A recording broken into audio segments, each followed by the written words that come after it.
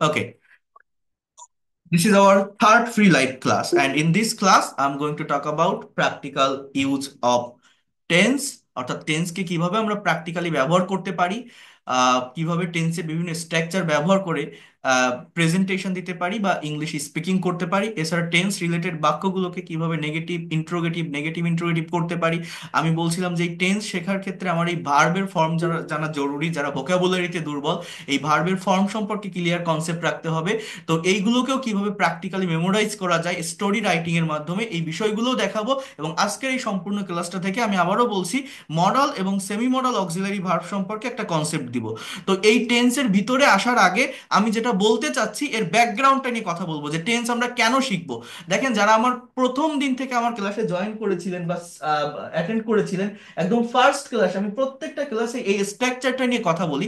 আমি এই স্ট্রাকচারের কথা আপনাদের সঙ্গে বলেছিলাম, সেটা হচ্ছে ইংলিশে যে কোনো একটা সেন্টেন্স তৈরি করতে গেলে মেইনলি এই স্ট্রাকচারটা মেনটেন করতে হয়। সেটা হচ্ছে, first of all we need a subject. In the place of subject we have to use noun or pronoun. সাবজেক্টের জায়গায় আমরা নাউন এবং প্রোনাউনের ব্যবহার করি।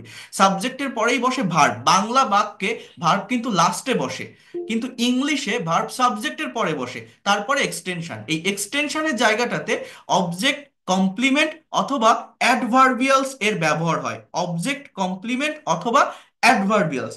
এখন এইটা একটু একটু মনোযোগ দিয়ে বোঝার চেষ্টা করেন। সেটা হচ্ছে, আমি যদি এই স্ট্রাকচারটা মেনটেন করে কিছু বাক্য লিখি, তাহলে আমার এই ধরনের কিছু বাক্য আসে, যেমন আই সাবজেক্ট, উই আই মানে আমি, উই মানে আমরা, ইউ হি সি দে রহিম করিম। অর্থাৎ একটা কাজ যখন করা হয়, একটা কথা যখন বলা হয়, কেউ তো একজন করবে, কেউ তো একজন বলবে। একটা সেন্টেন্স বা বাক্যের সাবজেক্ট কি হতে পারে, এইগুলোই হবে, একটা নির্দিষ্ট সার্কেলের ভিতর থাকে। এবং যারা ফার্স্ট ক্লাসে ছিলেন আপনাদের মনে থাকার কথা, আমি কি বলছিলাম, সাবজেক্টের পরেই প্রত্যেকটা বাক্যে আমাকে ভার্ব ইউজ করতে হয়, প্রত্যেকটা বাক্যে। আর সাবজেক্ট আর ভার্ব যদি আপনি পাশাপাশি বসাতে পারেন, অবজেক্টের যে জায়গাটা, এটা অটোমেটিক্যালি চলে আসে। আই ইট, আমি খাই। কি খাই? আপনি যা খান, ভাত খান, ডাল খান, রুটি খান, আপনি ইউজ করেন। তো অবজেক্ট অটোমেটিক্যালি পাওয়া যায়। We play football, you do the work, she draws a picture, they go to school, Rahim learns English, Karim speaks English. এইগুলো আমাদের কমপ্লিট বাক্য।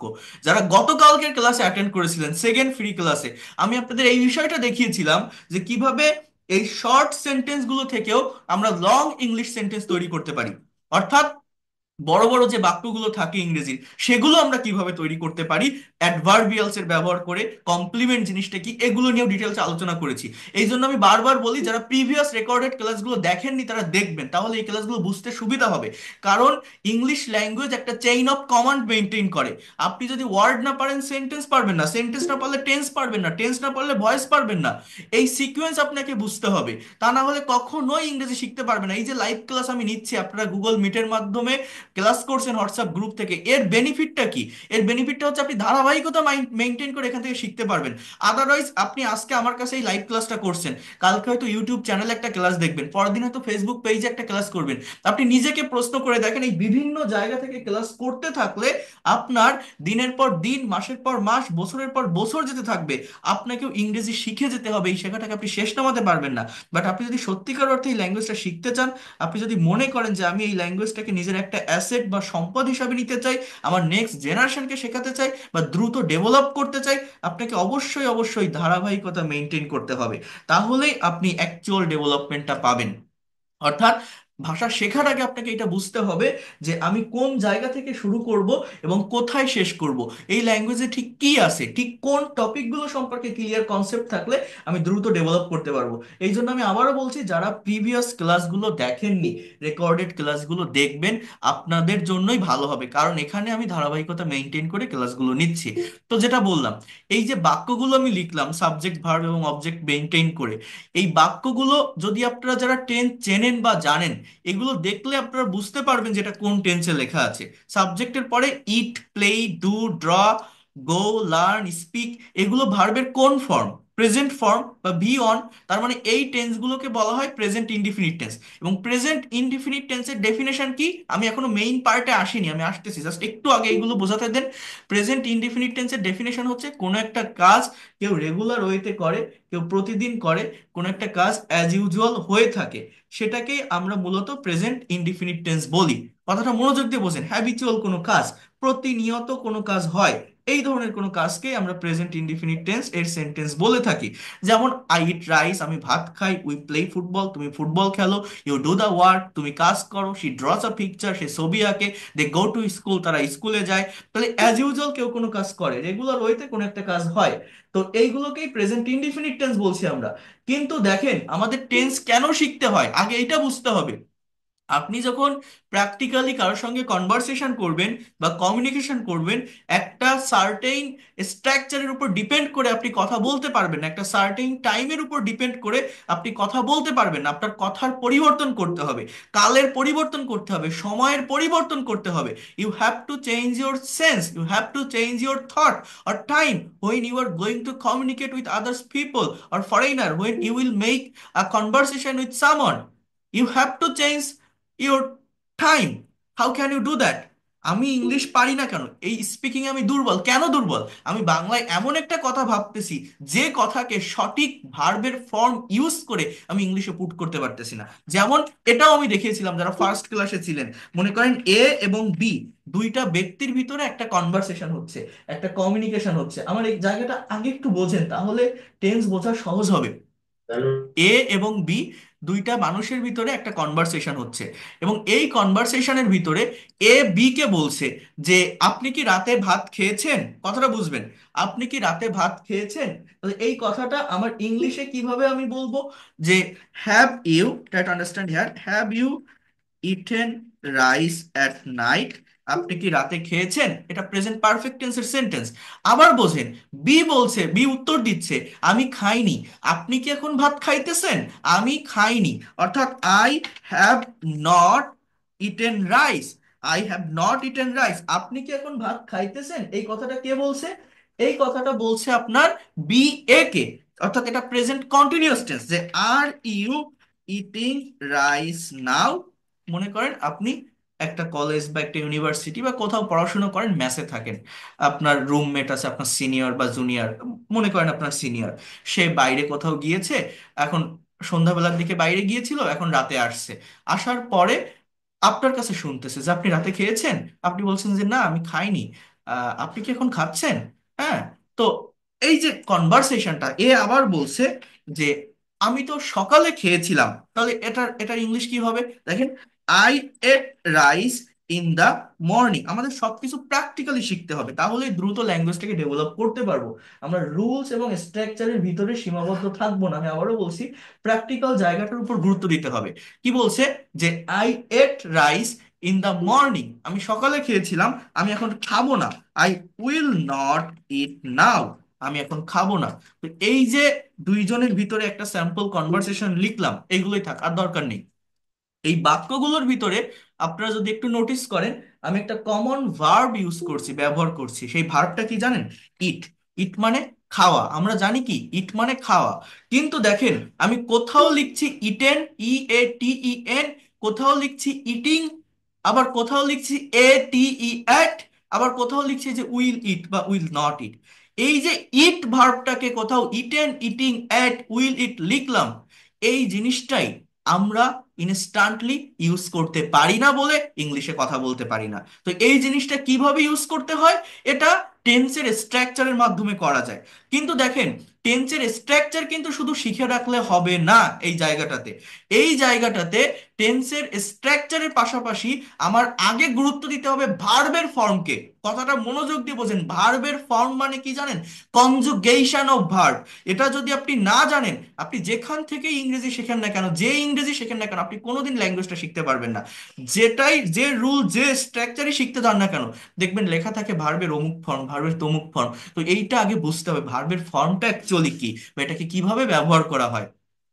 আমি যে টেন্সের কথা বলি, আমার কথার পরিবর্তন, আমি কি বললাম এতক্ষণ, এক এক বাক্যে যদি আমি বলি যে আমি যখন ইংলিশে কারোর সাথে কমিউনিকেশন করতে যাচ্ছি, আমি যখন ইংলিশে কারোর সঙ্গে কনভারসেশন করতে যাচ্ছি, আমি জাস্ট একটা সার্টেইন টপিকের উপরে বা একটা সার্টেইন টপিককে মেনটেন করে আমি এই কনভারসেশন বা কমিউনিকেশন চালিয়ে যেতে পারি না। আমাদের কি করতে হয়? আমাদের টাইমের পরিবর্তন করতে হয়। এই পরিবর্তনের জন্যই তো আমরা টেন্স শিখি। টেন্স ইংলিশে তিন প্রকার, আপনারা জানেন, যে প্রেজেন্ট, পাস্ট, ফিউচার। এই প্রত্যেকটা টেন্সের আবার চারটা ভাগ আছে: indefinite, continuous, perfect and perfect continuous. English ল্যাঙ্গুয়েজে টোটাল তিনে চারে 12টা টেন্সের স্ট্রাকচার আছে। এই যে টোটাল তিনে চারে 12টা টেন্সের স্ট্রাকচার ইংলিশ ল্যাঙ্গুয়েজে আছে, এই 12টা স্ট্রাকচার যদি ব্যবহার করতে পারেন, তাহলে কি হয় জানেন? একটা পার্টিকুলার ভার্বকে 12 ভাবে বলা যায়, 12 দিকে নেওয়া যায়, 12টা ওয়েতে, 12টা টাইমে প্রোভাইড করা যায়, যেটা আপনার দরকার, যেটার জন্যই আমি কথা বলতে পারি না। কিন্তু এই যে 12টা টেন্সের স্ট্রাকচারের কথা বলছি, এই 12টা টেন্সের স্ট্রাকচার মূলত কি? এই 12টা টেন্সের স্ট্রাকচার হচ্ছে মূলত ভার্বের ফর্মের চেঞ্জ। 12টা টেন্সের স্ট্রাকচার মূলত কি বললাম? ভার্বের ফর্মের চেঞ্জ, মানে এক একটা টেন্সের স্ট্রাকচারে এক এক ধরনের ভার্বের ফর্ম বসে সেন্টেন্সের অর্থের পরিবর্তন হয়, টাইমের পরিবর্তন হয়, থট বা সেন্স এর পরিবর্তন হয়। অর্থাৎ টেন্স এর স্ট্রাকচার ম্যান্ডেটরি না, এটা আগে না। এর আগে আমাকে ভার্বের ফর্ম সম্পর্কে ক্লিয়ার কনসেপ্ট রাখতে হবে। আপনি যদি ভার্বের ফর্ম না জানেন, অথচ টেন্স শেখেন, তাহলে আপনি কখনোই এই ভাষাটা ভালোভাবে শিখতে পারবেন না। ইভেন আমি এটাও বলছিলাম, যারা ভোকাবুলারিতে দুর্বল, যারা মনে করেন আমি একদমই ভোকাবুলারি পারি না, তাহলে আমি কোন ধরনের ভোকাবুলারি শিখবো? দেখেন, সাবজেক্টগুলো কিন্তু একটা নির্দিষ্ট সার্কেলের ভিতর থাকে, আই, উই, ইউ, সি, দে। আর সাবজেক্টের পরে ভার্ব ইউজ করলে অবজেক্টের যে বিষয়টা, এটা অটোমেটিক্যালি চলে আসে। তার মানে এই ইংরেজি ভাষাটা শেখার জন্য, এই ল্যাঙ্গুয়েজটাকে প্রপারলি ডেভেলপ করার জন্য, মেইনলি ভোকাবুলারি বলতে আমাকে কিন্তু ভার্বের ভোকাবুলারি জানতে হয়। যে যত বেশি ভার্ব সম্পর্কে কনসেপ্ট রাখে, ভার্বের ভোকাবুলারি এবং ফর্ম জানে, সে তত দ্রুত ইংরেজি ভাষা শিখতে পারে। তো এইখানে আমি ফার্স্ট ক্লাসে দেখিয়েছিলাম, এটা আমি আগামীকালকেই প্রোভাইড করে দিব। এই ভার্ব আবার দুই ভাবে হয়। একটা হচ্ছে রেগুলার বা উইক ভার্ব, যে ভার্বের দুইটা ফর্ম সেম থাকে তাকে রেগুলার বা উইক ভার্ব বলে। আরেকটা হচ্ছে ইরেগুলার বা স্ট্রং ভার্ব, যে ভার্বের দুইটা বা তিনটা ফর্ম ডিফারেন্ট হয়, তাদেরকে ইরেগুলার বা স্ট্রং ভার্ব বলে। এখন আমাদের ইংলিশ ল্যাঙ্গুয়েজে এই যে ভার্বের ফর্মগুলো, আমার এখানে 200টা ভার্ব দেওয়া আছে। এই 200টা ভার্ব হচ্ছে মোস্ট ইউজফুল ভার্ব, যেগুলো আমরা আমাদের ডে টু ডে লাইফে, আবারও বোঝেন, আমরা আমাদের ডে টু ডে লাইফে হর হামেশা বাংলায় ব্যবহার করে থাকি। বাট আমাদের ইংলিশে এদের সম্পর্কে প্রপার কনসেপ্ট না থাকার কারণে, প্রপার মিনিং না জানার কারণে আমরা ইংলিশে কথা বলতে পারি না, লিখতে পারি না, ইভেন ফর্ম না জানার কারণে। এইটা আমাদেরকে কিন্তু জানতে হয়, জানা দরকার, জানা উচিত। বিষয়টা কেমন দেখছেন? এই যে উইক ভার্ব আর স্ট্রং ভার্ব, মনে করেন এইখানে একটা ভার্ব আছে, ফর এক্সাম্পল এই যে ব্রেক। ব্রেক মানে ভাঙা। এই ভার্বের তিনটা ফর্ম: ব্রেক, ব্রোক, ব্রোকেন। এখন আপনি যদি এই জিনিসটা না জানেন যে ব্রেকের পাস্ট ফর্ম ব্রোক বা পাস্ট পার্টিসিপল ফর্ম ব্রোকেন, আপনি কিন্তু এই রিলেটেড কথাগুলো যখন আসবে, সেটাকে ট্রান্সলেট করতে পারবেন না। মানেটা কি? মনে করেন আমি যদি বলি যে সে একটা গাড়ি চালিয়েছিল, বলেন তো এটার ইংলিশ কি? কথাটা বুঝবেন। আমি এরকম একটা বাংলা বাক্য আপনাকে বললাম যে সে একটা গাড়ি চালিয়েছিল, বলেন তো ইংলিশ কি? আপনি বাংলা দেখে বুঝতেছেন চালিয়েছিল, ল বা লাম এটা থাকলে পাস্ট টেন্স হয়, আপনি টেন্স শিখে রাখছেন যেটা পাস্ট টেন্স। পাস্ট টেন্সের স্ট্রাকচার কি? সাবজেক্ট প্লাস ভার্বের past form, V two plus object, এরকম আমরা জানি। এখন আপনি টেন্সের স্ট্রাকচার জানেন, ডেফিনেশন জানেন, কিন্তু সে গাড়ি চালিয়েছিল এটা ইংলিশে করবেন কিভাবে? সে ইংরেজি কি? হি। গাড়ি ইংরেজি কার। এখন চালানো ইংরেজি কি? চালানো ইংরেজি ড্রাইভ। এখন এই ড্রাইভের পাস্ট ফর্ম আপনাকে বসাতে হবে ওই কথাটা বলার জন্য, সে একটা গাড়ি চালিয়েছিল। এখন আপনি যদি এই জিনিসটাই না জানেন যে ড্রাইভের পাস্ট ফর্মটা কি, তাহলে কি ওই কথাটাকে অন্য কোনো ওয়েতে ইংলিশে আপনি ট্রান্সলেট করতে পারবেন? আপনি হয়তো টেন্স জানেন যে সাবজেক্ট প্লাস ভি টু, ভার্বের পাস্ট ফর্ম প্লাস অবজেক্ট, এটাকে পাস্ট ইনডিফিনিট টেন্স বলে।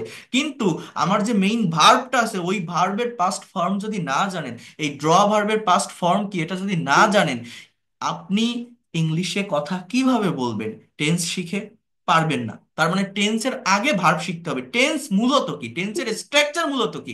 ভার্বের ফর্মের চেঞ্জ। এক একটা টেন্সের স্ট্রাকচারে এক এক ধরনের ভার্ব বসে কথার পরিবর্তন হয়, সময়ের পরিবর্তন হয়, কালের পরিবর্তন হয়। কিভাবে হয় দেখেন, আপনি যদি জানেন যে ড্রাইভের পাস্ট ফর্ম ড্রোভ, DROVE, তাহলেই আপনি বলতে পারবেন যে সে একটা গাড়ি চালিয়েছিল। বাট এইটা তো জানে না অনেকেই।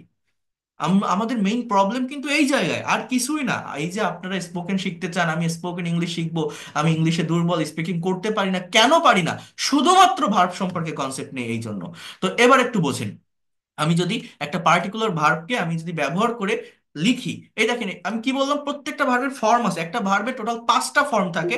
আমাদের গ্রামার বইগুলোতে 3টা ফর্ম দেওয়া থাকে, আর 2টা ফর্ম থাকে না, ওটা টেন্স শেখার সঙ্গে সঙ্গে হয়ে যায়, বাট ওটারও প্রয়োজন আছে। টোটাল ভার্বের ফর্ম হচ্ছে 5টা, যেমন ইট মানে খাওয়া, এর পাস্ট ফর্ম এট, past participle form eaten, present participle eating, third person form its. প্রত্যেকটা ভার্বের, আমি আবারও বলছি, ভার্ব এর ফর্ম আগে জানতে হয়। আমার যারা পেইড কোর্সের স্টুডেন্ট থাকে তাদেরকে আগে ভার্বের ফর্ম লেখায়, তারপর ইংরেজি শেখানো শুরু করি, কারণ এই ভার্বের ফর্ম সম্পর্কে যদি ক্লিয়ার কনসেপ্ট না রাখেন, আপনি টেন্স শেখেন বা যাই শেখেন, যত স্ট্রাকচার শেখেন, যেখান থেকে ইংরেজি শেখেন, কোনো লাভ হবে না। আপনি যাই বলতে চান না কেন, ভার্বের ফর্মের পরিবর্তন করেই বলতে হবে। এবং এইটাই আমরা করতে পারি না বলেই আমি মনে করি যে আমি তো সব পারতেছি, গ্রামার জানি বা এটা জানি ওটা জানি, তারপরেও কেন কথা বলতে পারছি না। মেইন রিজন জাস্ট এইটাই, আর কিছু না। এই ইট, এট, ইটেন, ইটিং, ইটস, দেখছেন এইগুলোকে কিভাবে এই কনভারসেশনটাতে ইউজ করলাম আমি? এইটা করা শিখতে হবে ইনস্ট্যান্টলি। এই যে রাইট মানে কি, রাইট মানে আমরা জানি লেখা। এই ভার্বটার ফর্ম আছে, এর পাস্ট ফর্ম রোড। এই আমরা এই ভি টু ফর্মটা অনেকেই চিনি না বা জানি না। Past participle written, present participle writing, হ্যাঁ, থার্ড পারসন ফর্ম রাইটস। এ দেখেন এই ভি টুটা আমরা জানি না কেন জানেন? এ দেখেন এই গো মানে যাওয়া, এর পাস্ট ফর্ম হচ্ছে ওয়েন্ট। আমি যদি অনেককেই বলি যে আমি গিয়েছিলাম, বলেন তো কি হবে? অনেকে বলে আই গো ওয়েন্ট, এরকম বলে। তো দেখেন ওয়েন্ট, এর পাস্ট পার্টিসিপল কি? গান। এর প্রেজেন্ট পার্টিসিপল কি? গোয়িং। এর থার্ড পারসন কি? গোস। এই যে প্রত্যেকটা ভার্বের ফর্ম, এই ড্র মানে কি? আঁকা। এর পাস্ট ফর্ম কি? Drew, DREW। এর past participle ড্রন, present participle drawing, third person draws. এই যে ভার্বগুলো, এই যে ড্রাইভ, ড্রাইভ মানে কি? চালানো। এর পাস্ট ফর্ম কি? Drove, past participle driven, present participle driving. এই যে ভার্বের ফর্মগুলো আমি এখানে লিখলাম, কথাটা বোঝেন? DRIVING, third person drives. এই যে ভার্বের ফর্মগুলো আমি এখানে লিখলাম, আপনারা আমার কথাগুলো কিন্তু ভালোভাবে মনোযোগ দিয়ে বুঝবেন, শোনার চেষ্টা করবেন। এই ফর্মের ভিতরে আমরা অনেকেই এই প্রেজেন্ট ফর্মটা চিনি বা জানি, কারণ এটা তো মেইন ওয়ার্ড, তাই না? ইভেন অনেকে এই ফর্মটা জানে, যে রাইট, রিটেন, গন, হ্যাঁ, ড্রন, ড্রিভেন। এই ফর্মটা অনেকেই জানে, মানে V3 যেটা, কারণ কি জানেন? এই V3টা পারফেক্ট টেন্স গুলোতে বসে, এবং প্যাসিভের সমস্ত স্ট্রাকচারে কিন্তু ভার্বের এই পাস্ট পার্টিসিপল ফর্ম বসে। আর এই V4 V5 যেটা, এই যে রাইটস, গোস, এটা কি? এটা হচ্ছে প্রেজেন্ট ইনডিফিনিট টেন্সে subject third person singular number হলে এই ফর্মটা বসে। আর এটা হচ্ছে কন্টিনিউয়াস টেন্সে বসে। কিন্তু এই যে V2 যেটা, মানে ভার্বের পাস্ট ফর্ম, এইটা অনেকেই জানে না। কারণ কি? এইটা শুধুমাত্র পাস্ট ইনডিফিনিট টেন্সেই ব্যবহার হয়, অন্য কোথাও কিন্তু ব্যবহার হয় না। তো এইটা সম্পর্কে অনেক স্টুডেন্টের ধারণা নেই, থাকে না। আমি যদি বলি যে ড্রাইভের পাস্ট ফর্ম কি, অনেকে বলে ড্রিভেন। ড্র এর পাস্ট ফর্ম কি, অনেকে বলে ড্রন। এর ভিতরে যে আরেকটা ফর্ম আছে, এই যে ড্রোভ, ড্রিউ, ওয়েন্ট, রোড, এইটা প্রচুর মোস্ট অফ দ্য স্টুডেন্ট জানে না। ইভেন পাস্ট টেন্স সবসময় ভাবে কি, যে ওয়াজ ওয়ার বা ডিডের ব্যবহার করতে হয়, বাট না। পাস্ট টেন্সের অ্যাফার্মেটিভ সেন্টেন্স মানে কি? পাস্ট ইনডিফিনিট টেন্স, মেইন ভার্বের পাস্ট ফর্ম, প্রিন্সিপাল ভার্বের পাস্ট ফর্ম। বাট এটা সম্পর্কে কতজনের ধারণা আছে? নেই। এই না থাকার কারণেই আমরা ইংলিশে কথা বলতে পারি না। ওয়াজ ওয়ার, ডিড, এগুলো না। আমার মেইন ভার্বটাকে বুঝতে হবে, প্রিন্সিপাল ভার্বটা বুঝতে হবে। হ্যাঁ। তো দেখেন, আমি একটু মানে প্র্যাকটিক্যালি এই টেন্সের বিষয়গুলো নিয়ে যদি কথা বলি, যেটা আমি বলছিলাম, যে একটা টেন্স যদি জানা থাকে, আর এই ভার্বের ফর্মের পরিবর্তনের মাধ্যমে টেন্সের স্ট্রাকচারকে মেনটেন করে একটা পার্টিকুলার ভার্বকে আমি সর্বোচ্চ 12 ভাবে লিখতে পারি বা বলতে পারি।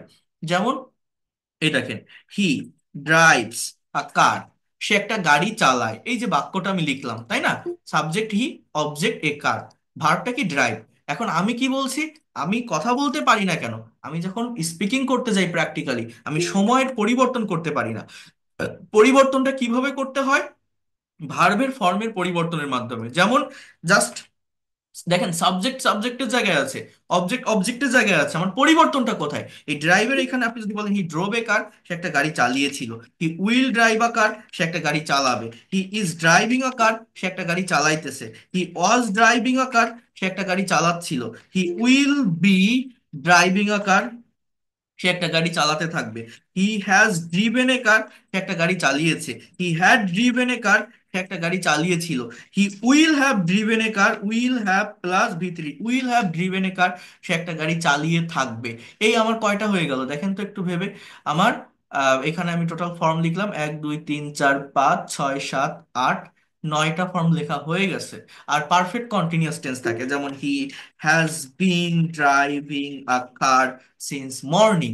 এরকম একটা সিন্স বা ফরের মেনশন করতে হয় যে সে সকাল থেকে গাড়ি চালাচ্ছে। তো যাই হোক, আর লিখলাম না। তো এই ড্রাইভস, কোথাও ড্রোভ, কোথাও উইল ড্রাইভ, কোথাও ইজ ড্রাইভিং, এইভাবে ভিতরে ভার্বের ফর্মটাকে পরিবর্তন করেই আমার কিন্তু কথার পরিবর্তন হয়, সময়ের পরিবর্তন হয়, কালের পরিবর্তন হয়। সাবজেক্ট কিন্তু হি, অবজেক্ট কিন্তু এ কার। দেখেন, টেন্স মানে কি, টেন্সের স্ট্রাকচার মানে কি? স্ট্রাকচার মানে হচ্ছে ভার্বের ফর্মের চেঞ্জ, অক্সিলারি ভার্ব এবং মেইন ভার্ব ফর্মের চেঞ্জ হয়েই কথার বা সময়ের বা কালের পরিবর্তন হয়। তো একটা পার্টিকুলার ভার্বকে আমি সর্বোচ্চ 12টা ওয়েতে, 12 দিকে, 12টা টাইমে, 12 ভাবে বলতে পারবো যদি টেন্স জানি। যেটা আমার দরকার প্র্যাকটিক্যাল স্পিকিং, কমিউনিকেশন বা কনভারসেশনে। এইটাই আমি ইউজ করতে পারি না, পুট করতে পারি না বলেই কথা বলতে পারি না ইংলিশে ইনস্ট্যান্টলি। তো আরেকটা কথা আমি বলছিলাম ফার্স্ট ক্লাসে, যে শুধুমাত্র টেন্স দিয়ে মনের সম্পূর্ণ ভাব প্রকাশ করা যায় না, কারণ এটা তো 12 ধরনের সেন্স দেয়। আরো অনেক সেন্স আছে যেগুলো টেন্স দিয়ে প্রকাশ করা সম্ভব নয়। যেমন আমি যদি আপনাকে বলি সে একটা গাড়ি চালাতো, এটার ইংলিশ কি? পাস্ট টেন্স মনে হচ্ছে, এটা হবে না। এখানে ইউজ টু বা উড ভার্বের ব্যবহার করতে হবে, যেটা মডালের ভিতরে যায়।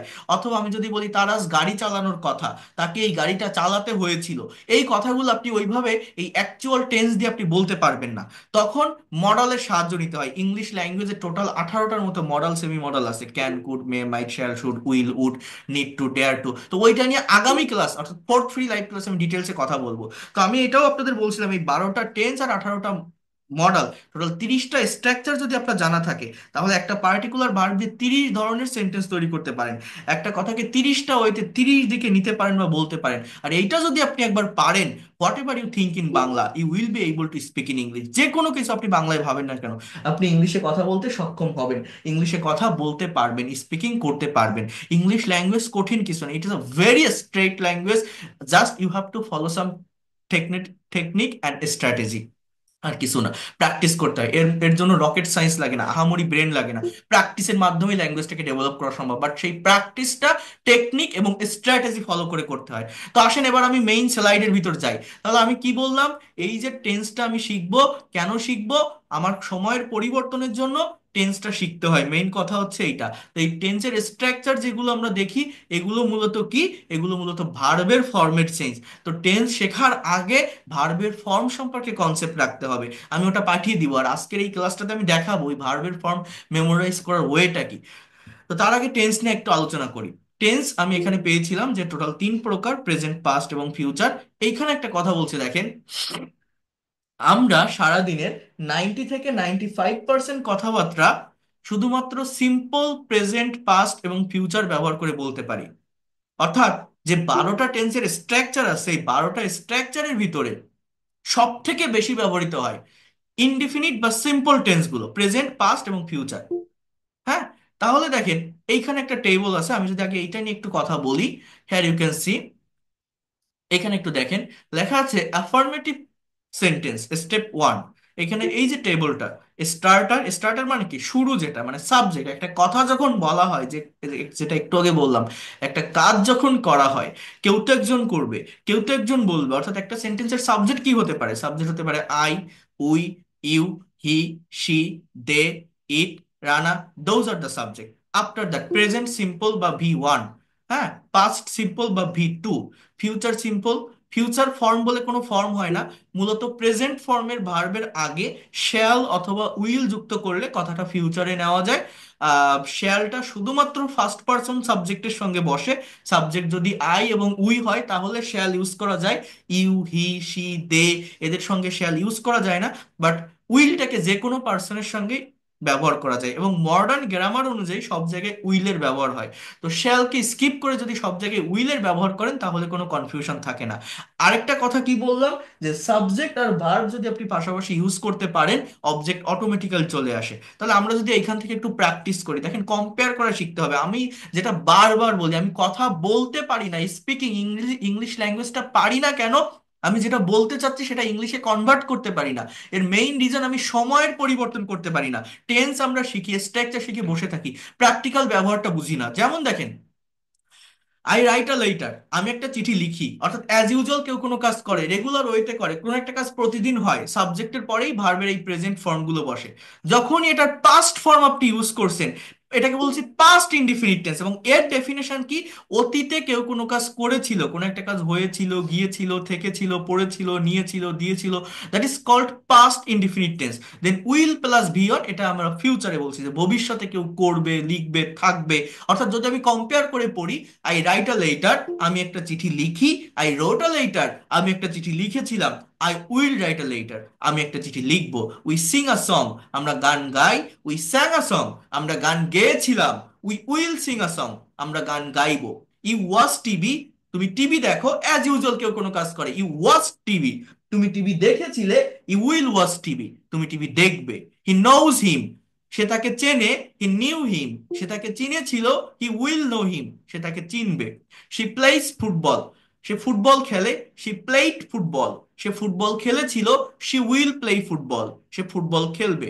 দে ড্রাইভ আ কার, তারা একটা গাড়ি চালায়। দে ড্রোভ এ কার, তারা একটা গাড়ি চালিয়েছিল। দে উইল ড্রাইভ আ কার, তারা একটা গাড়ি চালাবে। মনে রাখবেন, প্রেজেন্ট ইনডিফিনিট টেন্সে সাবজেক্ট যদি থার্ড পারসন সিঙ্গুলার নাম্বার হয়, অর্থাৎ এই হি, শি অথবা ইট, এর জন্য আলাদা একটা লেসন আছে, আমি সেটা দেখাবো। তাহলে ভার্বের সাথে এস বা ইএস হয়। এই যে শি, যদি বলেন আমি ফুটবল খেলি, আই প্লে ফুটবল, কিন্তু সে খেলে, শি প্লেইস ফুটবল, এরকম দিতে হয়। তো এটা নিয়ে আলাদা একটা লেসন আছে, সেখানে আমি আরো ডিটেলসে এটা বোঝাবো আপনাদের। ঠিক আছে, তাহলে এই গেল তিনটা ইনডিফিনিট টেন্সের সেন্স, অর্থাৎ কেউ কোনো কাজ অ্যাজ ইউজুয়াল করে, কেউ করেছিল, কেউ করবে। এই সময়ের পরিবর্তনটা আমাকে শিখতে হবে। এরপর দেখেন এইখানে এগুলো দেওয়াও আছে, যে আই ওয়াচ টিভি, আমি টিভি দেখি। আই ওয়াচ টিভি, আমি টিভি দেখেছিলাম। আই উইল ওয়াচ টিভি, আমি টিভি দেখবো। আই ড্রাইভ আ কার, আমি গাড়ি চালাই। আই ড্রোভ এ কার, আমি গাড়ি চালিয়েছিলাম। আই উইল ড্রাইভ আ কার, আমি গাড়ি চালাবো। দেখেন, সাবজেক্ট সাবজেক্টের জায়গায় আছে, অবজেক্ট অবজেক্টের জায়গায় আছে। আমার কথার পরিবর্তন, সময়ের পরিবর্তন, কালের পরিবর্তনটা কিভাবে হয়? ভার্বের ফর্মের পরিবর্তনের মাধ্যমে। তো এখানে যে ভার্বের ফর্মের পরিবর্তন দেখছেন, আমাদের কিন্তু শুধু এইরকম সেন্টেন্স তৈরি করে রাখলে হবে না। একটা সেন্টেন্সকে আবার negative interrogative, negative interrogative, double US word add করে ইন্ট্রোগেটিভ, এগুলো করা শিখতে হবে। তো সেগুলো আমি লাস্টে দেখাবো আপনাদের। তো এখন আসেন, আমি যেটা বারবার বলি, আমি যেটাই শিখবো সেটার প্র্যাকটিক্যাল ব্যবহার শিখবো। তো এই যে ইনডিফিনিট টেন্সগুলো আমি দেখলাম, এই টেন্সগুলোকে আমি যদি প্র্যাকটিক্যাল স্পিকিং এ অ্যাপ্লাই করি, তাহলে সেটা কেমন দেখা যায়? যারা ফার্স্ট ক্লাসে ছিলেন, আমি আপনাদের একটা প্রেজেন্টেশন দেখিয়েছিলাম ডেইলি অ্যাক্টিভিটিস এর উপর। সবাই তো এই ক্লাসটাতে ছিলেন না, অনেক নতুন স্টুডেন্ট আজকে আছেন। তো আমি ওইটা আজকে একবার আরেকটু দেখিয়ে দিব। আহ, যারা ছিলেন আরেকবার দেখেন ভালোভাবে, যারা ছিলেন না তারা তো দেখবেনই। আর এইটা কমপ্লিট করার পরে আমি একটা আইএলটিএস এর কিউ কার্ড টপিকের উপর একটা প্রেজেন্টেশন আপনাদেরকে দেখাবো, যে আইএলটিএস এর কিউ কার্ড টপিকের উপর কিভাবে ইংলিশ স্পিকিং করা যায়। আইএলটিএস এর এক্সাম দিতে গেলে যারা স্পিকিং এ প্রবলেম ফেস করেন, সেইটা থেকে কিভাবে ওভারকাম করা যায়, অর্থাৎ কোনো গ্রামাটিক্যাল মিস্টেক ছাড়া কিভাবে ইংলিশে স্পিকিং করা যায় বা প্রেজেন্টেশন দেওয়া যায়, এইটা নিয়ে আমি একটু কথা বলবো এখন। দেখেন, যেটা আপনারা জানেন না আমি সেইটাই জানাবো। যেহেতু এটা টেন্সের ক্লাস, টেন্স সম্পর্কে মোটামুটি কম বেশি সবার একটা ধারণা থাকে, কনসেপ্ট থাকে। তো আমি সব সব সময় এইটাই চেষ্টা করি, যে কোনো বিষয়কে প্র্যাকটিক্যালি অ্যাপ্লাই করার। তো এইটা আগে একটু আমি দেখাই, যে কিভাবে এই বিভিন্ন টেন্স মেনটেন করে একটা সার্টেইন টপিকের উপর আপনারা স্পিকিং করবেন, আপনারা প্রেজেন্টেশন দিবেন। এইটা দেখলে বুঝতে পারবেন যে এই ইংরেজি ভাষাটা কত সহজ, কত সহজে আমরা শিখতে পারি। বাট সঠিক গাইডলাইন, সঠিক দিক নির্দেশনা, সঠিক টেকনিক বা স্ট্র্যাটেজি না জানার কারণে আমরা এটা পারছি না। কিন্তু এটা খুব সহজ। তো দেখেন, কিভাবে ইংলিশে কথা বলা যায়, কিভাবে স্পিকিং করা যায়, কিভাবে প্রেজেন্টেশন দেওয়া যায়। আগে এটা শেষ করে আমি মেইন টপিকে আসবো। দেখেন, এখানে বলছে speak about your daily activities, অর্থাৎ তোমার প্রতিদিনের কাজকর্ম সম্পর্কে কিছু বলো। I mean, what do you do every day, what's your daily activities, আপনি প্রতিদিন কি করেন, আপনার প্রতিদিন আপনার দৈনন্দিন কাজকর্মগুলো কি, সেইটা আপনাকে ইংলিশে একটু ডেসক্রাইব করতে হবে। আপনি কি পারবেন? যেমন দেখেন, এইখানে একটা গ্রিটিংস দেওয়া, অর্থাৎ একটা প্রেজেন্টেশন দিতে গেলে, একটা স্পিকিং শুরু করতে গেলে প্রথমে একটা ইন্ট্রোডাকশন তো দিতে হবে। তো কিভাবে স্পিকিং করতে হয়, কিভাবে ইংলিশে প্রেজেন্টেশন দিতে হয়। এখন যে কোনো টপিকে প্রেজেন্টেশন দেওয়ার আগে বা স্পিকিং করার আগে একটা বিষয় মনে রাখবেন, আমি ব্যাকগ্রাউন্ডটা আগে আমাকে বুঝতে হবে, যে আমি যে এই টপিকের উপর কথা বলবো, আমার ব্যাকগ্রাউন্ডটা কেমন হবে, টাইমিংটা কেমন, অর্থাৎ কোন ধরনের স্ট্রাকচার আমাকে মেনটেন করতে হবে। যেহেতু এখানে টপিকটা কি, ডেইলি অ্যাক্টিভিটিস, মানে আমার প্রতিদিনের কাজ। অর্থাৎ আমি প্রতিদিন আমার ডে টু ডে লাইফে কোন কাজগুলো করি, আমি প্রতিদিন এইটা করি, ওইটা করি, এখানে যাই, ওখানে যাই, জাস্ট অ্যাজ ইউজুয়াল কিছু হয়, তার মানে এটা প্রেজেন্ট ইনডিফিনিট টেন্স।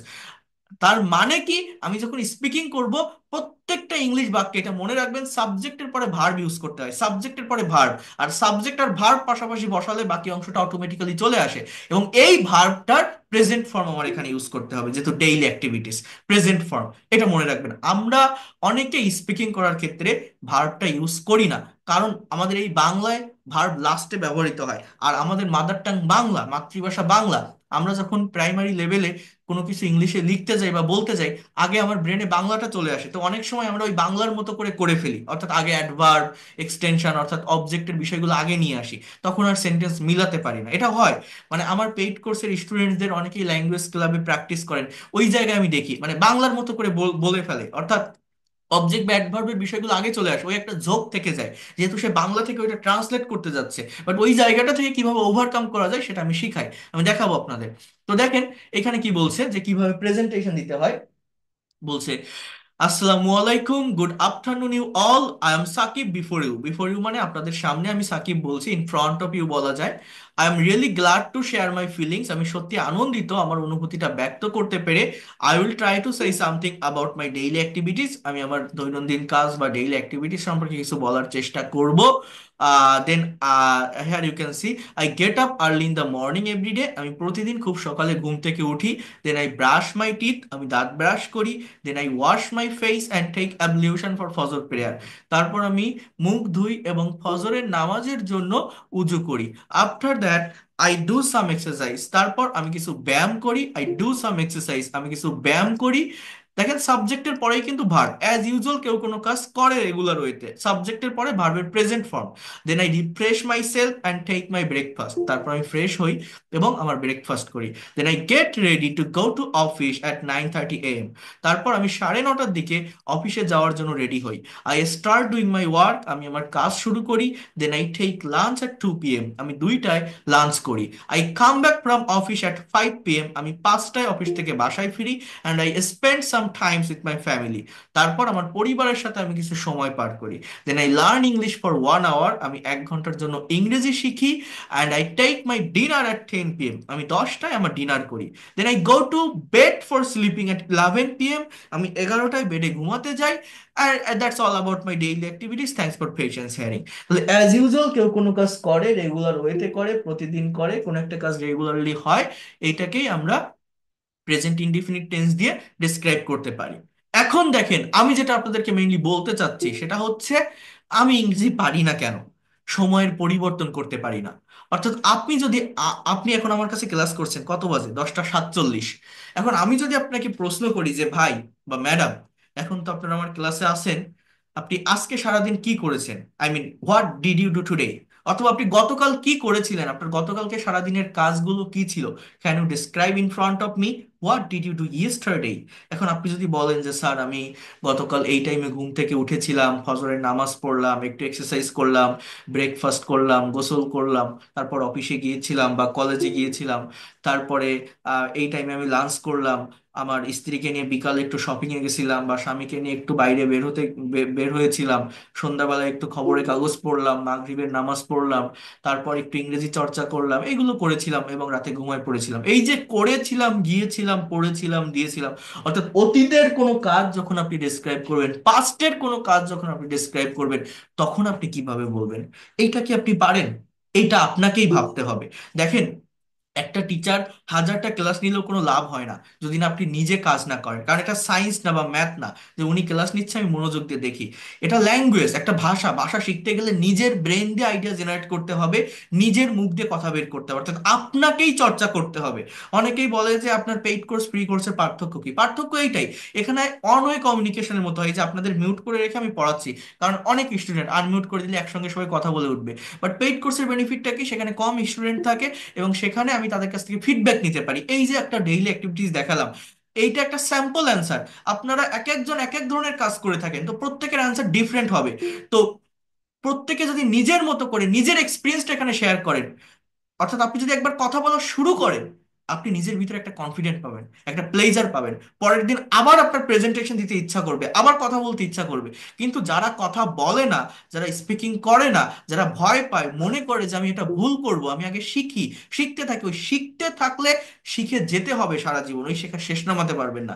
আপনাকে কাজ করা শুরু করে দিতে হবে, কথা বলা শুরু করতে হবে, স্পিকিং করতে হবে, ভুল হলেও করতে হবে। কারণ ভাষা শিখতে গেলে তো বাবার মতো বসে থাকলে হবে না। আমি যত ভালো ক্লাস নিই না কেন, বা যত ভালো টিচারের কাছে ক্লাস করেন না কেন, হাজারটা ক্লাস করলে কোনো লাভ হবে না যদি না নিজে কথা বলেন। তাহলে কি বললাম? Past tense. পাস্ট টেন্সে কি হয় দেখেন, আমার সাবজেক্ট সাবজেক্টের জায়গায় আছে, অবজেক্ট অবজেক্টের জায়গায় আছে। পরিবর্তনটা কোথায় দেখেন? ভার্বের ফর্মে। এইখান থেকে আমি যদি শুরু করি, I got up, get এর past from got. So I got up early in the morning yesterday. আমি গতকাল খুব সকালে ঘুম থেকে উঠেছিলাম। Then I brushed my teeth, আমি দাঁত ব্রাশ করেছিলাম। I washed my face and took ablution for ফজর prayer. আমি মুখ ধুয়েছিলাম এবং ফজরের নামাজের জন্য উজু করেছিলাম। After that I did some exercise, তারপর আমি কিছু ব্যায়াম করেছিলাম। Then I refreshed myself and আহ, আচ্ছা কোথায় গেল, হ্যাঁ, I and took my breakfast. এখানে টেক হবে না, টেকের পাস্ট ফ্রম টুক, যেহেতু এটা পাস্ট টেন্স, আমি কি করেছিলাম। Then I got ready to go to office at 9:30 AM। Certain টাইমের আগে অ্যাট প্রিপোজিশন বসে। আমি 9:30টার দিকে অফিসে যাওয়ার জন্য রেডি হয়েছিলাম, টু গো। এইটার কিন্তু আবার ফর্মের চেঞ্জ হবে না, অনেকে এটা করে ফেলে। এটা কিন্তু একটা ইনফিনিটিভ, এটা নন ফাইনাইট ভার্ব, হ্যাঁ, এটা চেঞ্জ হয় না। সাবজেক্টের পরে যে ভার্বটা থাকে, অর্থাৎ মেইন ভার্ব, প্রিন্সিপাল ভার্বের ফর্মের চেঞ্জ হয়। Then I started my work, তারপর আমি আমার কাজ শুরু করেছিলাম। এটা দেওয়া লাগবে না, আমার কাজ শুরু করেছিলাম। I took lunch at 2 PM। আমি দুইটাই লাঞ্চ করেছিলাম। বাংলা বুঝতেছেন তো, বাংলার সঙ্গে কম্পেয়ার করতে হবে, as our mother tongue is Bangla, right? So করেছিলাম, গিয়েছিলাম, এই ধরনের একটা মিনিং দিবে। After that I came back from office at 5 PM। কামের পাস্ট ফর্ম কি? Came. I came back from office at 5 PM। Then I spend, স্পেন্ডের পাস্ট ফর্ম স্পেন্ড। অনেকে স্পেন্ডেড বলে ফেলে, যে বেশিরভাগ ভার্বের পাস্ট ফর্ম ইডি থাকে, কিন্তু না, সেন্ড, সেন্ট। সো স্পেন্ড, হ্যাঁ। I spend some times with my family, আমার পরিবারের সাথে কিছু সময় কাটিয়েছিলাম। দেন আই লার্ন ইংলিশ, এখানে একটা ইডি হবে। I learn English for 1 hour, আমি 1 ঘন্টার জন্য ইংরেজি শিখেছিলাম। And I took my dinner at 10 PM। আমি 10টায় আমার ডিনার করেছিলাম। Then I went to bed for sleeping at 11 PM। আমি 11টায় বেডে ঘুমাতে গিয়েছিলাম। That's all about my yesterday activities, thanks for patience hearing. So এই হচ্ছে আমার অতীতের কাজ। তাহলে দেখেন এটা কিভাবে বললাম, আমার সাবজেক্ট কিন্তু সাবজেক্টের জায়গায়, অবজেক্ট কিন্তু অবজেক্টের জায়গায়, আমার পরিবর্তনটা কোথায়? ভার্বের ফর্মে। এই ভার্বের ফর্মটা আপনাকে বুঝতে হবে। শুধু এই কথা না, অতীতের যে কোনো কথা আপনি যদি ডেসক্রাইব করতে চান, প্রিন্সিপাল ভার্ব বা মেইন ভার্বের পাস্ট ফর্ম ইউজ করতে হয় সাবজেক্টের পর। এই ইউজ যদি আপনি না জানেন, আপনি কিন্তু কখনোই ইংলিশে কথা বলতে পারবেন না। সে যত স্ট্রাকচার জানেন, যত টেন্স শেখেন, এক্সপ্রেশন শেখেন, বা ইংলিশে যাই শেখেন না কেন, আমার কিন্তু ভার্বের ফর্মের উপর প্রচুর ফোকাস করতে হয়, গুরুত্ব দিতে হয়, যেটা আমরা দেই না। আমরা আশপাশ দিয়ে ইংরেজি শেখার চেষ্টা করি, আমরা প্রোনাউন্সিয়েশন শিখি, বা রংচটা কোনো বিজ্ঞাপন দেখলে সেইটাতে আমরা প্রলুব্ধ হই, যে আহ, আজকে আমি ইংরেজি প্রোনাউন্সিয়েশন শিখাচ্ছি। এটা এডুকেশন না, এটা এডুকেশন, এডুকেশন। এই ধরনের বিভিন্ন কন্টেন্ট আমরা বেশি দেখি, বা এটা প্লাস এটা প্লাস এইটা, এরকমই সেন্টেন্স হয়। এই যে আপনি হাজারো সেন্টেন্স তৈরি করতে পারবেন, বাকিগুলো কমেন্টে করেন, অনেকে এনজয় করে, ভাবে কত সুন্দর ইংরেজি শিখছি। বাট এইটা মেইন ইংলিশ না। আপনাকে আগে অরিজিনটা বুঝতে হবে, বেসিক বিষয়টা বুঝতে হবে, এই ল্যাঙ্গুয়েজে আছেটা কি, সাবজেক্ট কোনটা, ভার্ব কোনটা, অবজেক্ট কোনটা, কমপ্লিমেন্ট কোনটা, অ্যাডভার্ব কোনটা, কিভাবে ভার্বগুলো বসে, কিভাবে মিনিং এর চেঞ্জ হয়। এই বেসিক অরিজিন জিনিসটা যদি আপনি বুঝতে না পারেন, আপনি কখনোই এই ভাষাটা শিখে সেটাকে স্টেবল পজিশনে রাখতে পারবেন না। বাট এই যেভাবে আমি দেখাচ্ছি, যদি এভাবে নিতে পারেন, আপনার নেক্সট জেনারেশনকে আপনি শেখাতে পারবেন, নিজেই ল্যাঙ্গুয়েজে মাস্টার্স হতে পারবেন, নিজের ভিতরে একটা আলাদা কনফিডেন্ট পাবেন, যে আমি এখন পুরোপুরিভাবে ইংরেজি জানি বা পারি।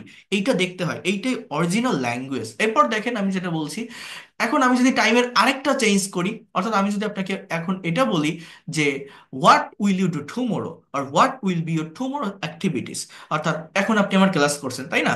এখন আমাদের অনেকের ব্রেনে আগামীকাল আমি কি করব সেই প্ল্যানগুলো কিন্তু সেট আপ হয়ে গেছে, যে আমি আগামীকাল এইখানে যাব ওইখানে যাব বা এর সাথে কাজ করব, এইগুলো করব। অর্থাৎ আমি যদি এখন কোশ্চেন করি যে আপনি আগামীকাল সারাদিন কি করবেন, আপনার আগামীকালকে সারাদিনের কাজগুলো কি হবে, এটা ইংলিশে কিভাবে ডিসক্রাইব করবেন? খুবই সিম্পল। জাস্ট প্রেজেন্ট ফর্মের ভার্বের আগে একটা উইল বসাবেন, আর কিছুই না, ফিউচার ইনডিফিনিট টেন্স এটা হয়ে যাবে। সাবজেক্ট সাবজেক্টের জায়গায়, অবজেক্ট অবজেক্টের জায়গায়। তো পরিবর্তনটা কোথায়? ভিতরে ভার্বের ফর্মে দেখেন, I will get up early in the morning tomorrow, আমি আগামীকাল খুব সকালে ঘুম থেকে উঠবো। Then I will brush my teeth, তারপর আমি দাঁত ব্রাশ করব। I will wash my face and take ablution for ফজর প্রেয়ার, আমি উজু করব এবং আমি মুখ ধুবো এবং ফজরের নামাজের জন্য উজু করব। আফটার দ্যাট এখানে কি বলছে দেখেন, I will do some exercise, আমি কিছু ব্যায়াম করব।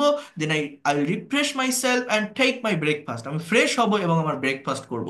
Then I will get ready to go to office at 9:30 AM, তারপর আমি 9:30টার দিকে অফিসে যাওয়ার জন্য রেডি হব। Then I will start my work, আমি আমার কাজ শুরু করব। I will take lunch at 2 PM, আমি 2টায় লাঞ্চ করব। After that I will come back from office at 5 PM, আমি 5টায় অফিস থেকে বাসায় ফিরবো। Then I will spend some times with my family, আমি আমার পরিবারের সাথে কিছু সময় কাটাবো। Then I will learn English for 1 hour, আমি 1 ঘন্টার জন্য ইংরেজি শিখবো। And I will take my dinner at 10 PM, আমি 10টায় আমার ডিনার করব। Then I will go to bed for sleeping at 11 PM, that will be my tomorrow's activities. অর্থাৎ আমি আগামীকাল যে কাজগুলো করব এইভাবে কিন্তু বর্ণনা করতে পারি। এখানে দেন বা আফটার দ্যাট লিখছি, এইটার পরিবর্তে আরো বিভিন্ন লিঙ্কিং ওয়ার্ড ব্যবহার করা যায়, যেমন moreover, consequently, firstly, secondly, thirdly, in this way। বিভিন্ন ধরনের লিঙ্কিং ওয়ার্ডের ব্যবহার করা যায়, সেগুলো আমার অ্যাডভান্স লেভেলের প্রেজেন্টেশন টপিকগুলোতে আছে। এটা যেহেতু বেসিক টপিক ছিল এই জন্য আমি এটা দিয়েছি। তো একবার একটু ভাবেন, ইংলিশ ল্যাঙ্গুয়েজ কি খুব কঠিন ভেবে দেখেন তো? না, এটা কিন্তু খুবই সহজ। জাস্ট কিছু টেকনিক ফলো করে, কিছু স্ট্র্যাটেজি ফলো করে আমাদের এগোতে হয়। এই যে 3টা প্রেজেন্টেশন আপনারা দেখছেন, সময়ের পরিবর্তন করা শিখতে হবে। এখন আপনাদের কাজগুলো, এখানে একজন মানুষের একটা স্যাম্পল অ্যান্সার দেওয়া আছে, এইটাকে মেনটেন করে আপনি প্রতিদিন কি করেন, আপনি গতকাল কি করেছিলেন, আপনি আগামীকাল কি করবেন, এই কথাগুলো একটু ডিসক্রাইব করার চেষ্টা করেন তো। দেখেন তো আপনি পারেন কিনা। একবার করেন, আয়নার সামনে দাঁড়ায় কথা বলেন, নিজের এই ফোন নিয়ে ভিডিও করেন, দেখবেন কনফিডেন্ট পাওয়া যায়, নিজের ভিতরে অনেক প্লেজার কাজ করে, কনফিডেন্ট কাজ করে। কিন্তু যারা কথা বলে না, যারা ভয় পায়, শুধু শিখে যায় এখান থেকে ওখান থেকে, তারা কখনোই শিখতে পারবে না। ভাষা শিখতে গেলে এটা সায়েন্স না বা ম্যাথ না। টিচার পড়ালো, আমি মনোযোগ দিয়ে দেখলাম, ভালোভাবে শিখলাম, শিখে কি হবে? আপনি যতই ইলিটারেট হন, যতই অশিক্ষিত হন, যতই দুর্বল হন, আপনি শিখতে পারবেন। শুধুমাত্র কারেক্ট কিছু স্ট্র্যাটেজি আর টেকনিক ফলো করা লাগে, আর কিছু না। Just practice, practice and practice, you have to practice a lot, you know that practice makes a man perfect. তো ইংরেজি ভাষা কঠিন না, আমি আবারও বলছি। আমরা পারি না শুধুমাত্র সঠিক গাইডলাইন পাই না, সঠিক স্ট্র্যাটেজি বা টেকনিক ফলো করে এগোই না। আবারও বলছি, এর জন্য আহামরি ব্রেনও ইউজ করা লাগে না, যে আমার ব্রেন দুর্বল তাই আমি পারবো না, এটাও না। খুব সহজ, শুধু একটু ইফোর্ট দিতে হবে, সময় দিতে হবে। এবার দেখেন, আমি এখানে তাহলে 3টা ইনডিফিনিট টেন্স ব্যবহার ব্যবহার আমি দেখালাম, সেগুলোকে ব্যবহার করে কিভাবে প্রেজেন্টেশন দিতে হয় এটাও আপনাদেরকে দেখালাম। এবার আমি একটা মেইন টপিকের ভিতর যাই, অর্থাৎ আইএলটিএস রিলেটেড বা এটা আপনারা দেখলে বলতে পারেন যে এটা তো আপনার তৈরি করা টপিক। কিন্তু আমি যদি একটা বইয়ের টপিক দেখাই, একটা আইএলটিএস এর কিউ কার্ড প্রেজেন্টেশন টপিক দেখাই, সেগুলোও দেখেন এই ওয়েটা ফলো করে আমার তৈরি করা। অর্থাৎ এইখানে আমি যদি একটু আসি, just wait a minute, please give me some time. আমার পেইড কোর্সে যে স্টুডেন্ট গুলো আছে, ওদের যে স্পিকিং টেস্ট নেই বা প্রেজেন্টেশন গুলো নেই, কিভাবে নেই জানেন? এই যে কোশ্চেন গুলো, এই কোশ্চেন গুলো আমি ভালোভাবে বুঝাই দিই। দেওয়ার পর এই যে অ্যান্সার আছে, একটা স্যাম্পল অ্যান্সার থাকে, এই অ্যান্সারটাও আমি আপনাকে বলে দিব যে এটার ভিতরে সাবজেক্ট কোনটা, ভার্ব কোনটা, অবজেক্ট কোনটা, ফ্রেজ কোনটা, কোথায় ক্লজের ব্যবহার আছে। হ্যাঁ, এটা বলে দিলে কি হবে, আপনি আপনার রিডিং স্পিডটা বাড়বে যখন এটা আপনি 2-3 বার পড়বেন। আপনার প্রোনাউন্সিয়েশনটা ক্লিয়ার হবে। এরপরে আরেকটা বেনিফিট কি জানেন? আরেকটা বেনিফিট হচ্ছে, এইখান থেকে আপনি নতুন নতুন ভোকাবুলারি পাবেন, অর্থাৎ ভোকাবুলারি জায়গাটাকেও প্র্যাকটিক্যালি ডেভেলপ করতে পারবেন। এরপরে কি, এই সার্টেইন টপিকটার উপর মেইনটেইন করে এই কোশ্চেন গুলোর এগেইনস্ট আপনি নিজের মতো করে একটা অ্যান্সার দিবেন। সেখানে ভুল হলে আমি ধরাই দিব। তো এইভাবে যদি প্র্যাকটিক্যালি করায়, আপনি কেন পারবেন না? ইংরেজি ভাষা তো কঠিন না, আমরা এই প্র্যাকটিক্যাল জায়গাটাতে আসি না, তাই পারি না। অর্থাৎ এটা করতে হবে, এটা না করলে কখনোই ভাষা শেখা সম্ভব নয়। যেমন দেখেন, এখানে একটা টপিক লেখা আছে, journey by train I enjoyed, একটা ট্রেন জার্নি যেটা আমি উপভোগ করেছিলাম। এই টপিকটার এগেইনস্টে এখানে কিছু কোশ্চেন আছে। এখন আপনারা এখানে এমন কেউ নেই যারা জীবনে কোনোদিন ট্রেন জার্নি করেনি। যদি ট্রেন জার্নি না করেন, বাস জার্নি অ্যাটলিস্ট করছেন, অথবা একটা বোট জার্নি করেন, অথবা যে কোনো একটা জার্নি, যে কোনো একটা ভ্রমণের অভিজ্ঞতা, কাছাকাছি জায়গায় হোক বা দূরে কোথাও হোক, তার একটা এক্সপিরিয়েন্স আপনাকে ইংলিশে শেয়ার করতে হবে। আপনি পারবেন কিনা, কোনো গ্রামাটিক্যাল মিস্টেক ছাড়া পারা যাবে, যদি আপনি এই স্ট্র্যাটেজি বা টেকনিকগুলো ফলো করতে পারেন।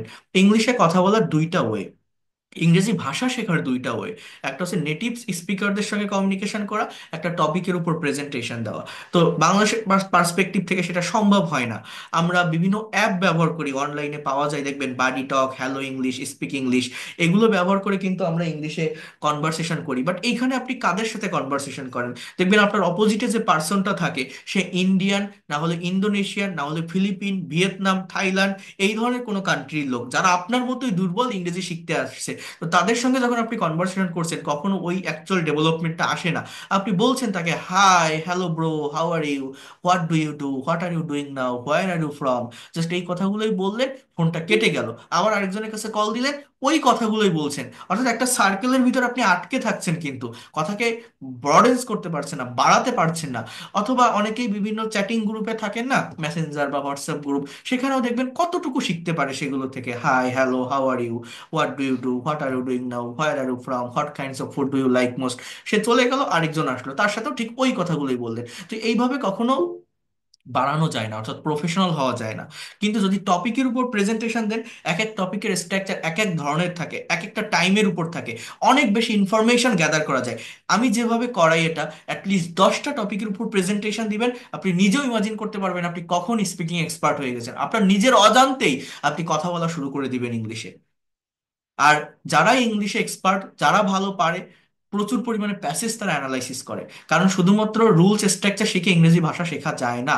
তো এই প্যাসেজ অ্যানালাইসিস করলে দ্রুত ডেভেলপ করা যায়। অনেকেই আমাকে বলে যে স্যার আমি গ্রামার পারি, স্পিকিং পারি না। অনেকে বলে আমি স্পিকিং পারি, রাইটিং পারি না। যারা এই কথাগুলো বলেন তারা মূলত কিছুই পারেন না। কারণ কি জানেন, ইংলিশ ল্যাঙ্গুয়েজে একটার সাথে একটা টপিক কানেক্টেড থাকে। আপনি গ্রামার পারলে অবশ্যই রাইটিং পারবেন, রাইটিং পারলে একটু থিঙ্কিং করার চেষ্টা করলে অবশ্যই স্পিকিং করতে পারবেন। এবং সেটা সম্ভব হয় এই প্যাসেজ অ্যানালাইসিসের মাধ্যমে। আমি আজকে এটা দেখাচ্ছি, ক্লাস নিয়ে যাচ্ছি।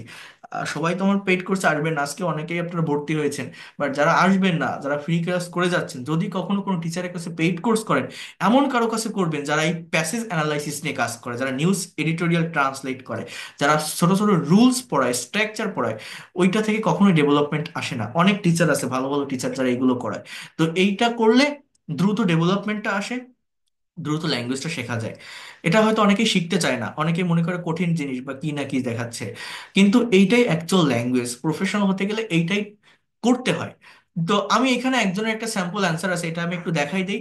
তাহলে আপনারা বুঝতে পারবেন কিভাবে আপনি কোনো গ্রামাটিক্যাল মিস্টেক ছাড়া এই টপিকের উপর স্পিকিং করবেন বা প্রেজেন্টেশন দিবেন। সবাই একটু মনোযোগ দিবেন এই জায়গাটা, ট্রাই টু আন্ডারস্ট্যান্ড হ্যাঁ। একটু টাইম দিবেন, হ্যাঁ, 2 মিনিট, 2 মিনিটের ভিতর পড়া শেষ হয়ে যাবে।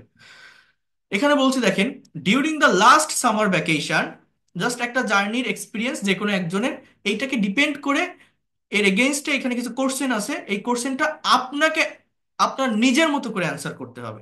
তো কিভাবে সম্ভব দেখেন, বলছে during the last summer vacation, অর্থাৎ গত গরমের ছুটিতে। এই যে অংশটুকু, এটা কিন্তু কোনো সেন্টেন্স না, এটা কিন্তু কোনো ক্লজ না, এখানে কোনো সাবজেক্ট নেই, কোনো ভার্ব নেই। এটা জাস্ট একটা phrasal word, adverbial phrase, adverb of time বলা যেতে পারে। সেন্টেন্সটা এইখান থেকে শুরু, আই এটা সাবজেক্ট, এবং আই অ্যালং উইথ মানে সাথে, মাই আঙ্কেল আমি সাথে আমার uncle, made a journey by train from Dhaka to Sylhet. তাহলে সাবজেক্টের পরে যে ভার্বটা, সেটা হচ্ছে পাস্ট ফর্ম, এই ভার্বের উপর ফোকাস রাখেন, তাহলেই ল্যাঙ্গুয়েজটা শেখা যায়। মেকের পাস্ট ফর্ম মেড, বলছে আমি সাথে আমার আঙ্কেল একটা ট্রেন জার্নি করেছিলাম ঢাকা থেকে Sylhet. We went there to enjoy the natural beauty of hills and tea garden. আমরা সেখানে গিয়েছিলাম, উই আমরা, গো মানে যাওয়া, এর পাস্ট ফর্ম ওয়েন্ট, তাহলে এটাও পাস্ট টেন্সের সেন্টেন্স। কারণ কি, যেহেতু আমি অতীতের একটা এক্সপিরিয়েন্স শেয়ার করছি, আমি একটা জার্নি করেছিলাম সেইটা শেয়ার করছি, তার মানে আমার এখানে সমস্ত কথা কিন্তু পাস্ট টেন্স রিলেটেড হবে।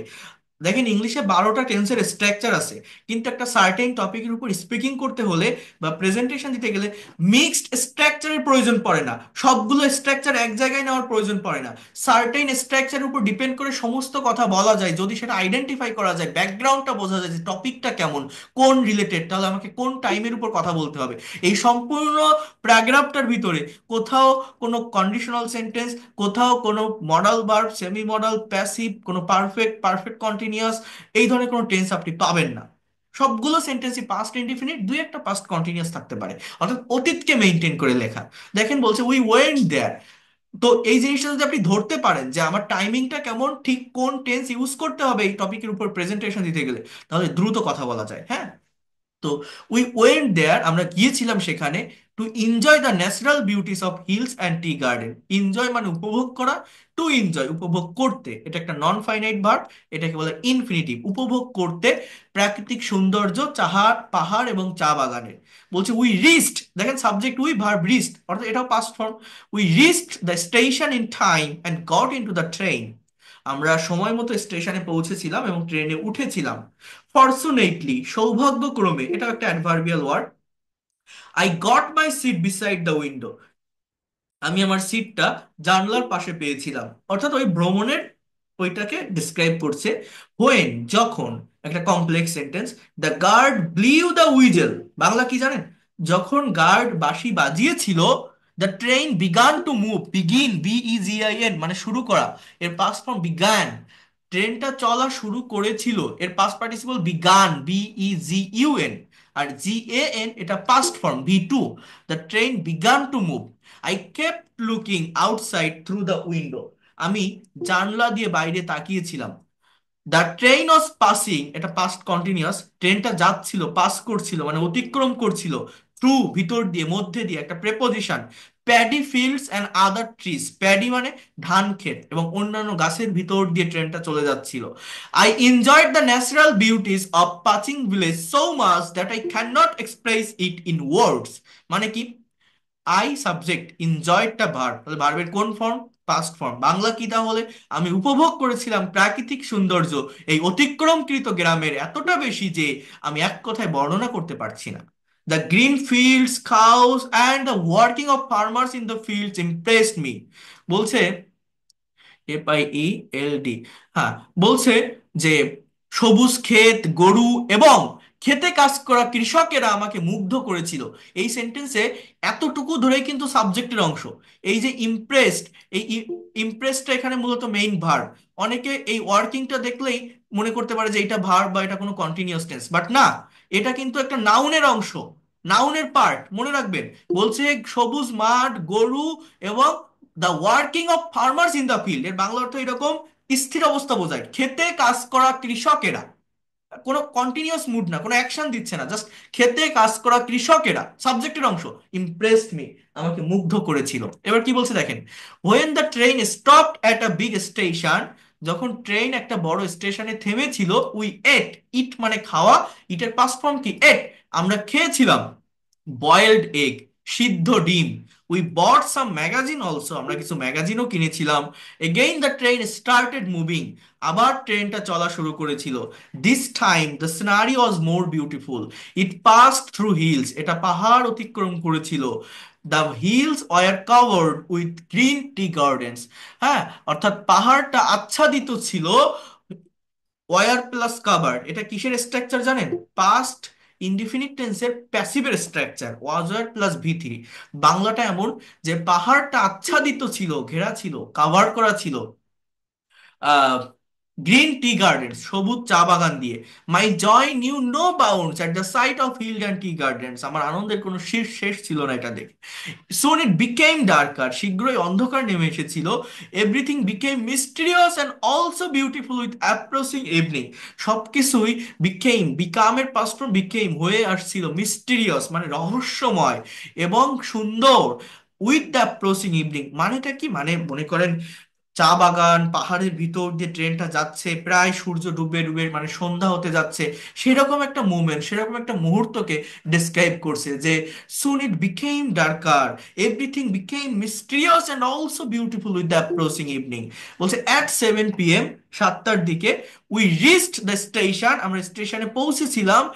অ্যান্ড স, সি মানে দেখা, এর পাস্ট ফর্ম স মানে দেখেছিলাম। দেখেন যারা এই জায়গাটায় ভুল করে, এই ভার্বের ফর্ম, এই যে রিচড, স, বিকেম, পাস্ট, বট, স্টার্টেড, ওয়ার কাভার্ড, এইটাই যারা ভুল করে তাদের সমস্ত সেন্টেন্সই ভুল হয়ে যায়। আপনি মনে রাখেন, আপনারা যারা মনে করেন আমি ইংলিশ পারি না, স্পিকিং পারি না, প্রেজেন্টেশন দিতে পারি না, রাইটিং পারি না, শুধুমাত্র ভার্বের ফর্মের ব্যবহার জানার না কারণে, ব্যবহার সঠিকভাবে না জানার কারণে। বলছে and saw my uncle's friend waiting for us, এবং দেখেছিলাম আমার আঙ্কেলের বন্ধু আমার জন্য অপেক্ষা করছে। উই ফেল্ট রিলিভড, আমরা একটু শান্তি অনুভব করেছিলাম। ফিল এর past from felt, F double E L, feel থেকে আসে। I enjoyed and enjoyed the rest of the days very much. It was the most pleasant journey in my life, I will remember the journey forever, আমি সারা জীবন এই journey মনে রাখবো। তো এইখানে একজন মানুষের একটা সিম্পল একটা স্যাম্পল অ্যান্সার এখানে দেওয়া আছে ট্রেন জার্নি সম্পর্কে। এখন আমি আপনাকে কি বলছি, যে এই প্যাসেজটা 2বার 3বার 4বার পড়ান, পড়ার পর আইডিয়া নেন যে সেন্টেন্সের ফাংশন গুলো কি, স্ট্রাকচার গুলো কি। নেওয়ার পরে কি করবেন, দেখেন এই যে টপিক গুলো আছে, হ্যাঁ মানে কোশ্চেন গুলো আছে, এই কোশ্চেনের এগেইনস্টে আপনার নিজের একটা জার্নি ডেসক্রাইব করতে হবে, ব্যাখ্যা করতে হবে। সেটাই যে ভুল হবে আমি আবার ধরাই দিব। এইভাবেই কিন্তু আমার স্টুডেন্ট গুলোকে করাই আমি, কিন্তু আপনারা ফ্রি ক্লাসে আছেন, ওইভাবে ফিডব্যাক নেওয়া সম্ভব না। বাট আমি দেখিয়ে যাচ্ছি ইংলিশ শিখতে গেলে এই প্র্যাকটিক্যাল ওয়েটা ফলো করে শিখতে হয়। যেমন বলছে did you ever go on a journey by train, past indefinite tense, question করতে গেলে ডিড এর ব্যবহার হয়, মেইন ভার্বটা প্রেজেন্ট ফর্মে থাকে। কিন্তু আপনি যখন অ্যাফার্মেটিভ সেন্টেন্স তৈরি করবেন, মেইন ভার্বের পাস্ট ফর্ম কিন্তু ইউজ করতে হয়। যেমন ডিড ইউ গো, আপনার অ্যান্সার কি হবে, yes I went, I went.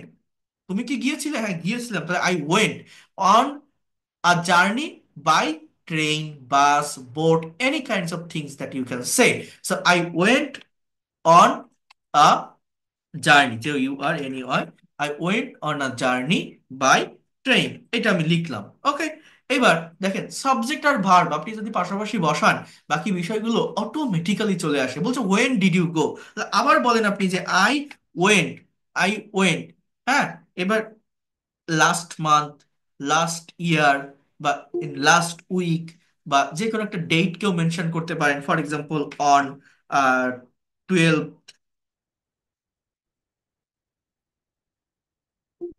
October, অথবা যে কোনো কিছু আপনি, এটা কি মাস চলে, ডিসেম্বর, সো এর আগের মাস বলুন। তো আপনি এটা বলুন যে আই ওয়েন্ট অন 12 নভেম্বর, আমি নভেম্বরের 12 তারিখে ট্রেনে একটা জার্নি করেছিলাম। এখন দেখেন একটা কোশ্চেন এখানে নেই, যেমন হোয়ার ডিড ইউ গো, এটা এখানে থাকলে সেটা কিন্তু বেশি ভালো হতো, বাট আমি ওটা লিখে দিই। আপনি এখানে লেখেন যে I went on a journey by train, এই জায়গাটাতে আপনি লিখে দিতে পারেন যে কোন জায়গায় আপনি গিয়েছিলেন।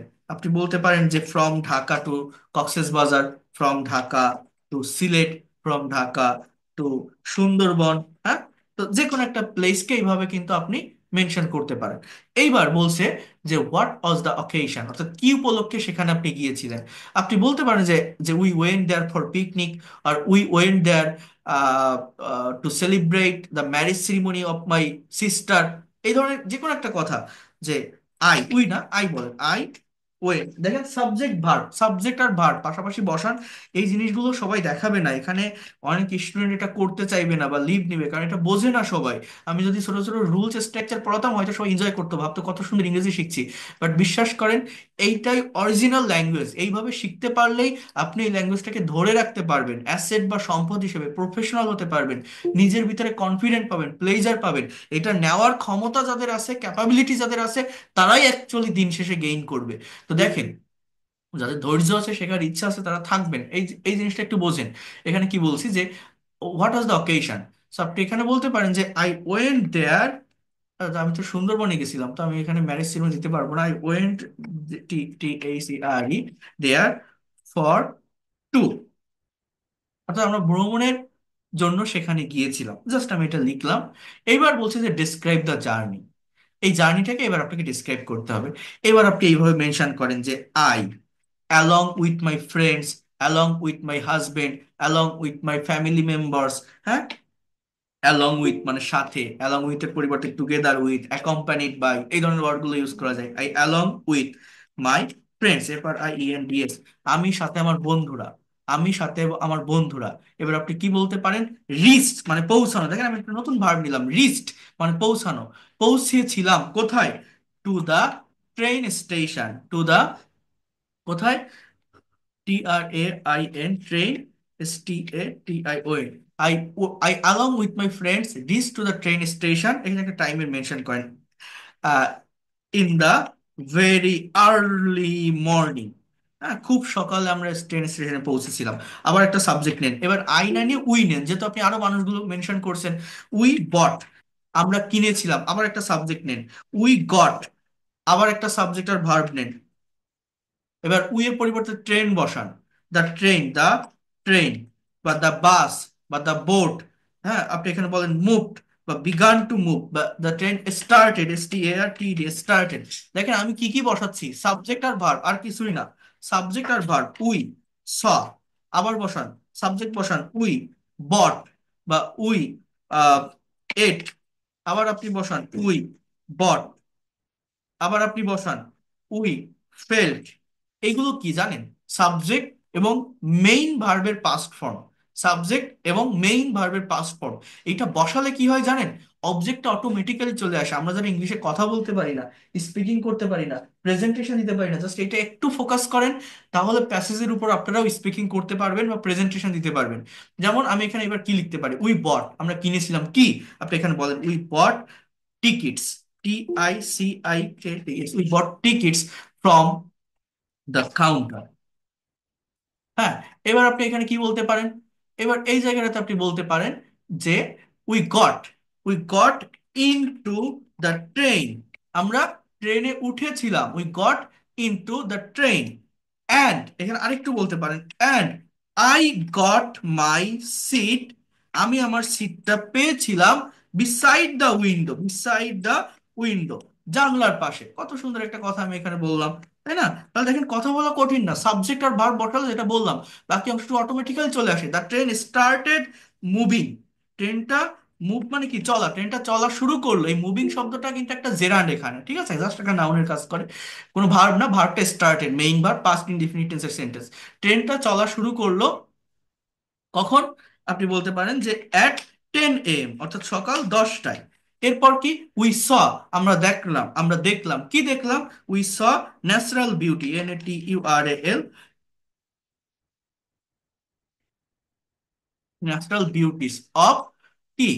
আপনি বলতে পারেন যে tea garden, or of different kinds of tree, or some যে কোনো কিছু, রিভার। হ্যাঁ, we saw natural beauties of trees and river, আর rivers, those were,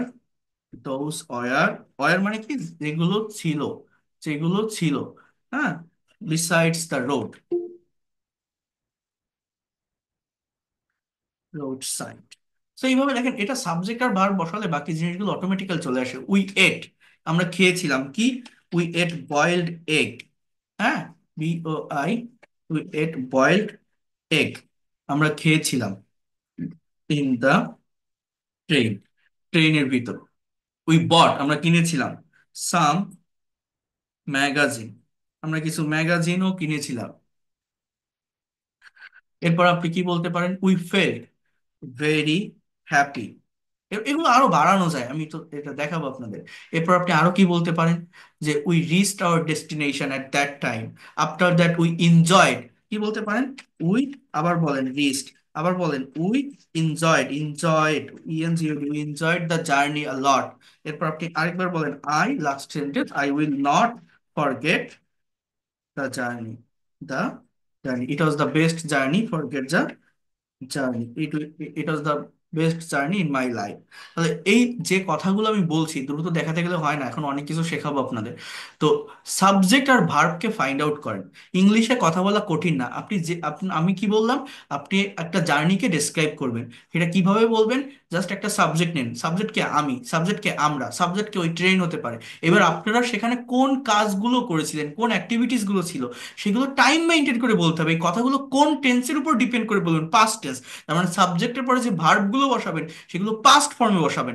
আর আমি কি বলছি, সাবজেক্ট আর ভার্ব পাশাপাশি বসান, দেখবেন বাকি জিনিসগুলো, অবজেক্টের যে পার্টগুলো বা যে অংশগুলো, সেগুলো দেখবেন অটোমেটিক্যালি চলে আসতেছে, অটোমেটিক্যালি আপনি পেয়ে যাচ্ছেন। এইটা সব থেকে ইফেক্টিভ ওয়ে ল্যাঙ্গুয়েজটাকে ডেভেলপ করার। অর্থাৎ এই প্যাসেজ অ্যানালাইসিস করলে রিডিং স্পিড বাড়ে, ভোকাবুলারি ক্লিয়ার হয়, রাইটিং এর ফরমেশন জানা যায়, এবং এইটার উপর একটা স্যাম্পল অ্যান্সার দেখার পর এই কোশ্চেনের এগেইনস্টে যদি নিজের এক্সপিরিয়েন্সটা শেয়ার করা যায়, ডিসক্রাইব করা যায়, আপনার রাইটিং এর স্কিলটা ক্লিয়ার হয়। আর এইটা যখন আপনি আমার সামনে স্পিকিং করছেন, স্পিকিং এর জায়গাটাও ক্লিয়ার হয়। অর্থাৎ এই প্যাসেজ অ্যানালাইসিস যে কতটা ইম্পর্টেন্ট আপনার reading, writing, speaking, grammar develop করার জন্য, আপনি এটা না করলে ইমাজিন করতে পারবেন না। আমি এটা আজকে একটা দেখাচ্ছি, হয়তো আপনি বুঝতে পারবেন না, বাট আমার পেইড কোর্স স্টুডেন্টগুলোকে এটা আমি করাই। অ্যাটলিস্ট 10টা প্যাসেজ আপনি এইভাবে অ্যানালাইসিস করবেন, আপনি খুব দ্রুত ইংলিশ এক্সপার্ট হতে পারবেন। দেখেন আমাদের আজকের টপিক কি, টেন্স। আমি টেন্স শেখাচ্ছি আপনাদের, কিন্তু দেখেন কোথায় চলে আসছে ওটা শেখাতে শেখাতে। কিন্তু এইটাই অ্যাকচুয়াল থিংস, ল্যাঙ্গুয়েজটা শিখতে গেলে এগুলোই জানতে হয়। ওই টেন্সের স্ট্রাকচার হিবিজিবি এগুলো তো আপনারা শেখেন, বিভিন্ন জায়গায় পান, কিন্তু এই প্র্যাকটিক্যাল জায়গাটা নিয়ে কতজন কথা বলে, কতজন এই প্রেজেন্টেশন দেওয়াটা বা সাবজেক্ট ভার্বের সঠিক অবস্থানটা দেখায়। তো এইভাবে আপনারা চেষ্টা করবেন টপিকের উপর স্পিকিং করা, কথা বলার, দেখবেন দ্রুত ডেভেলপ করতে পারবেন। এই পর্যন্ত যে কথাগুলো বললাম, আপনারা কি আমার কথাগুলো বুঝতে পারছেন? আমি এখানে আরো কিছু বিষয় দেখাবো। বোঝা গেল আমি কি কি বললাম, কিভাবে স্পিকিং করতে হয়, প্রেজেন্টেশন দিতে হয়? হ্যাঁ, মানে মানে আপনারা কি কিছু শিখতে পারছেন, নতুন কিছু জানতে পারছেন যে না এই লোকটা যে কথাগুলো বলছে এটা সঠিক, বা এই ওয়েটা ফলো করলে প্রফেশনাল হওয়া যায়, ইংলিশে দ্রুত এক্সপার্ট হওয়া যায়, শর্টকাট কোনো ওয়ে নেই ইংরেজি শেখার। এইটাই অ্যাকচুয়াল থিংস। এটা শিখতে পারলে এই ল্যাঙ্গুয়েজটাকে অ্যাসেট বা সম্পদ হিসেবে নিয়ে নিজের professional as well as personal লাইফকে ডেভেলপ করা যায়। আমার কথা বুঝতে পারছেন? মনে হয় যে না এগুলো ইম্পর্টেন্ট বা দরকার, কাজে লাগার মতো, বা প্র্যাকটিস করলে হয় এইভাবে। Good. দেখেন, জাস্ট আর একটু ওয়েট করেন। এবার আমি আপনাদের আরেকটা বিষয় দেখাই। এই যা যাই শেখাচ্ছি না কেন, আমি কিন্তু একটা কথা বারবার বলছি যে আমাকে ভার্ব বুঝতে হবে, ভার্ব বুঝতে হবে। আমি কন্টিনিউয়াস এবং পারফেক্ট টেন্স নিয়ে আলোচনা করব, ইনডিফিনিট টেন্স তিনটা তো দেখিয়েছি, সেটা নিয়ে আলোচনা করব। বাট তার আগে আমি একটু আপনাদের বলি, এই যে ভার্বগুলোর কথা, যে ভার্ব দরকার, ভার্বের ফর্ম শেখা দরকার, ভার্বের অর্থ জানা দরকার, এই ভার্বগুলোকে মেমোরাইজ করা বা মুখস্থ করার একটা ওয়ে আছে, একটা টেকনিক আছে, যেগুলো আমি আমার স্টুডেন্টদেরকে ধারাবাহিকভাবে করাই। এইটা যদি আপনাদের একটু দেখাই, তাহলে এটা আপনাদের জন্য সহজ হবে। অর্থাৎ এই এই স্ট্র্যাটেজিটা একবার করলে আপনি আর ভুলবেন না। অর্থাৎ আমি যদি গতানুগতিক ধারায় পড়ি, এখানে আমার কাছে আমার পেইড কোর্সের এক স্টুডেন্ট আছে যার বয়স 65, 65 বছর বয়সে সে ইংরেজি শিখতেছে। তার একটা হবি, তার একটা শখ যে সে ইংরেজিতে কথা বলবে। তাই সে তার অবসর টাইমে এসে, রিটায়ার্ড লাইফে এসে এই ল্যাঙ্গুয়েজটা শিখতেছে। তো এরকম অনেক স্টুডেন্ট আছে, কিন্তু যাদের বয়স বেশি হয়ে যায়, ব্রেনের স্মৃতিশক্তি কিন্তু অতটা ভালো থাকে না, ধারণ ক্ষমতা অতটা ভালো থাকে না। তো তাদেরকে মেনশন করে আমি বলছি, মনে করেন আমি যদি এগুলো আপনাকে মুখস্থ করতে বলি, এটা কিন্তু সবাই পারবে না, কারণ সবার ব্রেন সমান কাজ করে না। আমি যদি আপনাকে এভাবে পড়তে বলি, আপনি পড়লেন যে অ্যাকসেপ্ট মানে গ্রহণ করা, এক মানে আচরণ করা, যে স্যার বলছে এটা ইম্পর্টেন্ট ফাইল, এটা আমাদের জানা লাগবে, তো আপনি পড়ছেন। অ্যাচিভ মানে অর্জন করা, অ্যাডমায়ার মানে প্রশংসা করা, অ্যাডভাইস মানে উপদেশ দেওয়া, অ্যাফেক্ট মানে প্রভাবিত করা। এই পর্যন্ত আপনি আসলেন, দেখবেন উপরের গুলো ভুলে যাবেন। এটাই হয়, that is the psychological things. এইভাবে গতানুগতিক ধারায় পড়ে কখনো মুখস্থ রাখা ওইভাবে সম্ভব নয়। তাহলে এই যেগুলোর কথা আমি বলছি, এটা দরকার, আমাদের করতে হবে। এগুলোকে মেমোরাইজ করা বা মুখস্থ রাখার ওয়েটা কি, এর একটা টেকনিক আছে, একটা স্ট্র্যাটেজি আছে। সেটা হচ্ছে এই ভার্বগুলো দিয়ে আমি কিছু বাক্য তৈরি করব, কিছু সেন্টেন্স তৈরি করব, এবং সেই বাক্য বা সেই সেন্টেন্সগুলোকে আমি আবার একটা গল্পে পরিণত করব, স্টোরিতে পরিণত করব। এটা একটু সময় লাগে, বাট এটা করতে পারলে এই যে টেন্স গুলো আমি শেখাচ্ছি, এগুলো প্র্যাকটিসে থাকে, চর্চায় থাকে, রাইটিং এর জায়গাটা ক্লিয়ার হয়, ফ্রি হ্যান্ড রাইটিং, এই জায়গাটা অনেক ভালোভাবে ক্লিয়ার করা যায়। তো আমি একটু দেখাই, এই ভার্বের ফর্মগুলো মেমোরাইজ করার একটা ওয়ে আছে স্টোরি রাইটিং এর মাধ্যমে। দেখাবো? শুনতে পাচ্ছেন আমাকে? হ্যাঁ, জি স্যার। ওকে, আচ্ছা। দেখেন, একটু মনোযোগ দিয়ে দেখেন, এটা আপনার কাজে লাগবে। এই যেটা এখন আমি দেখাতে যাচ্ছি, এটা আপনি কোনো ইউটিউব চ্যানেলে কোনো টিচারের কাছে পাবেন না, এটা জাস্ট ক্রিয়েটিভ ওয়েতে আমি আপনাদের এটা করে দেখাচ্ছি। জাস্ট একটু দেখেন, এই জিনিসগুলোই করতে হয় প্র্যাকটিক্যালি। বিষয়গুলোকে আমি এখান থেকে কয়েকটা ভার্ব একটু আলাদা করি। Try to understand here. মনে করেন এখানে আমি এই কয়টা ভার্ব দিলাম, এই কয়টা তা জানি না। Just আমি একটু কালার করে নেই, তা না হলে। হ্যাঁ, এই যে ভার্বগুলো আমি নিলাম, এই ভার্বগুলো যেগুলো নিলাম এটা মূলত উইক ভার্ব, কারণ পাস্ট ফর্ম এবং পাস্ট পার্টিসিপল ফর্ম সেম। এই যে 3 নাম্বার যে ফর্মটা অর্থাৎ এইগুলো, এটা কিন্তু perfect tense, present, past, future perfect অথবা প্যাসিভের স্ট্রাকচার গুলোতে ব্যবহৃত হয়। হ্যাঁ, আর এই 2 নাম্বারের যে ফর্মটা এটা জাস্ট পাস্ট ইনডিফিনিট টেন্সে হয়। আচ্ছা, এখন দেখেন এই যে ভার্বগুলো নিলাম, এগুলো যে আমি কিছু বাক্য করব, সেই বাক্যগুলো এমন ভাবে তৈরি করব যাতে একটার সাথে আরেকটা মিলে যায়, এবং সেটা মেলানোর জন্য যদি বাইরে থেকে ভার্ব নিয়ে আসার প্রয়োজন হয় তাও আমরা নিয়ে আসবো, কিন্তু একটা গল্প আমরা লিখবো, ক্রিয়েটিভ পাওয়ারটা বাড়াবো।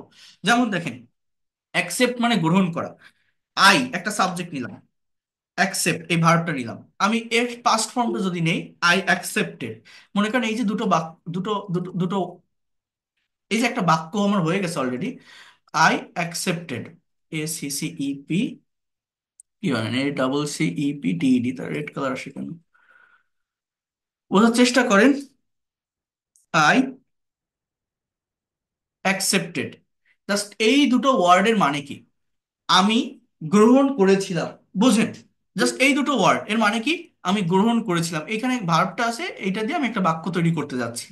এখন কি গ্রহণ করেছিলাম? যে কোনো কিছু, সাবজেক্ট আর ভার্ব বসালে অবজেক্ট অটোমেটিক্যালি চলে আসে, যে কোনো থিমের উপর আপনি গল্প করতে পারেন। For example, I accepted his proposal, আমি তার প্রস্তাবে রাজি হয়েছিলাম, অ্যাকসেপ্ট করেছিলাম তার প্রস্তাবটা। কার প্রস্তাব? এখানে মনে করেন আমি একটা মেয়ে হয়ে কথা বলছি একটা ছেলের সম্পর্কে। হ্যাঁ, ফর এক্সাম্পল সেই ছেলের বর্ণনাটা যদি আমি একটু দেই, এর আগে লিখি, তাহলে সেটা বেশি ভালো হয়, গল্পটা ভালোভাবে অর্গানাইজ হবে। যেমন আমি এখানে এরকম একটা সেন্টেন্স লিখতে পারি যে, আ বয়, একটা ছেলে, আ বয় লাভস মি ভেরি মাচ, একটা ছেলে আমাকে খুব ভালোবাসে। হি প্রপোজড মি ইয়েস্টারডে। জাস্ট দুইটা বাক্য আমি লিখলাম থিমটাকে ভালোভাবে মেনটেন করার জন্য।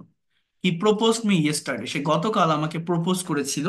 আই অ্যাকসেপ্টেড হিজ প্রপোজাল, আমি তার প্রস্তাবটা গ্রহণ করেছিলাম। এবার অ্যাক্ট মানে আচরণ করা, দেখেন এই ওয়ার্ডটা যে আমি একটা সেন্টেন্স লিখবো, এর past form acted, past participle acted.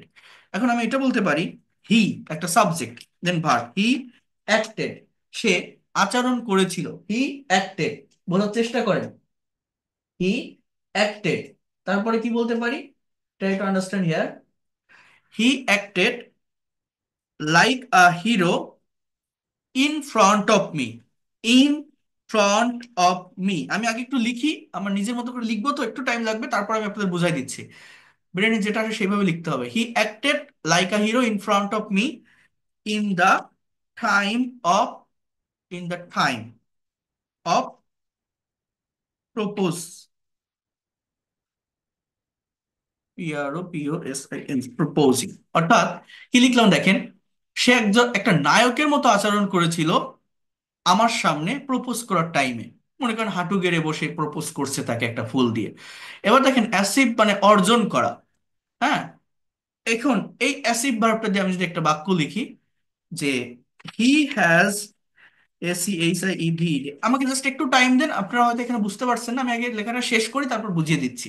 He has অ্যাসিভড, দেখেন অ্যাসিভ, অ্যাসিভড, এই যে ফর্মটা পাস্ট পার্টিসিপল এটাও অ্যাসিভড, এর আগে হ্যাভ হ্যাজ হয়। তো he has achieved present perfect টেন্সে লিখলাম, বাংলা কি?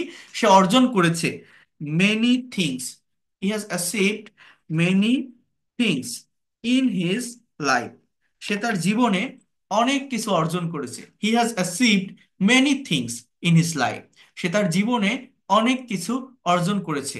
কেন?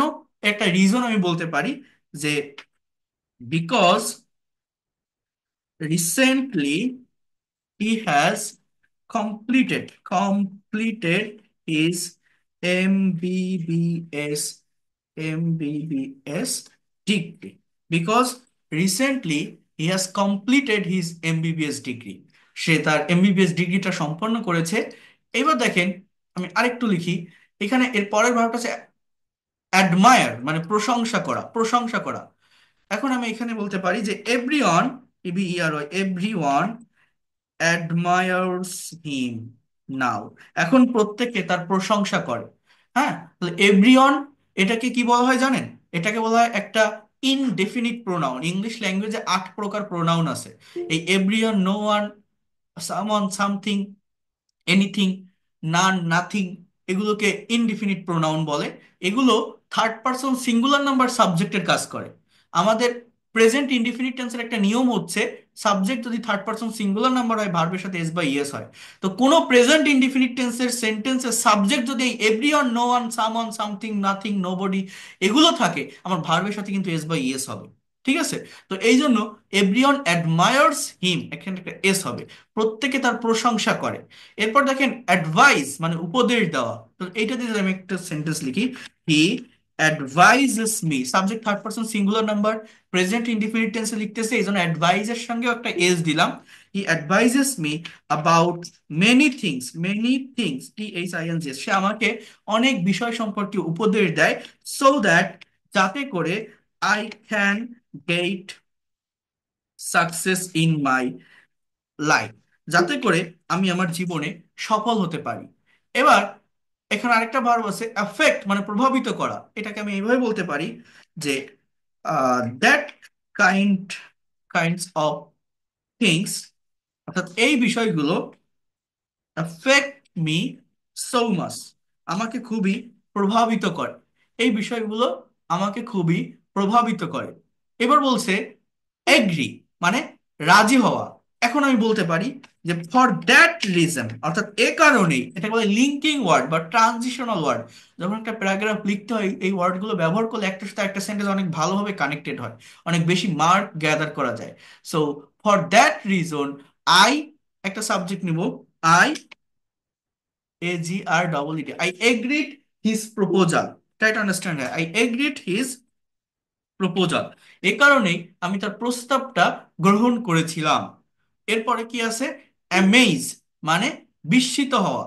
এইবার দেখেন আমি কি বলতে পারি, when, যখন, I agreed his proposal, যখন আমি তার প্রস্তাবটা গ্রহণ করেছিলাম, he অ্যামেজড সো মাচ, সে খুবই বিস্মিত হয়েছিল। অ্যামেজড মানে কি? বিস্মিত হওয়া। তাহলে সে খুবই বিস্মিত হয়েছিল। অ্যান্ড আমি শেষ করব, আরেকটা কি আছে দেখলাম, অ্যামিউজ মানে আনন্দ দেওয়া, অ্যান্ড অ্যামিউজড মি, এবং আমাকে আনন্দ দিয়েছিল।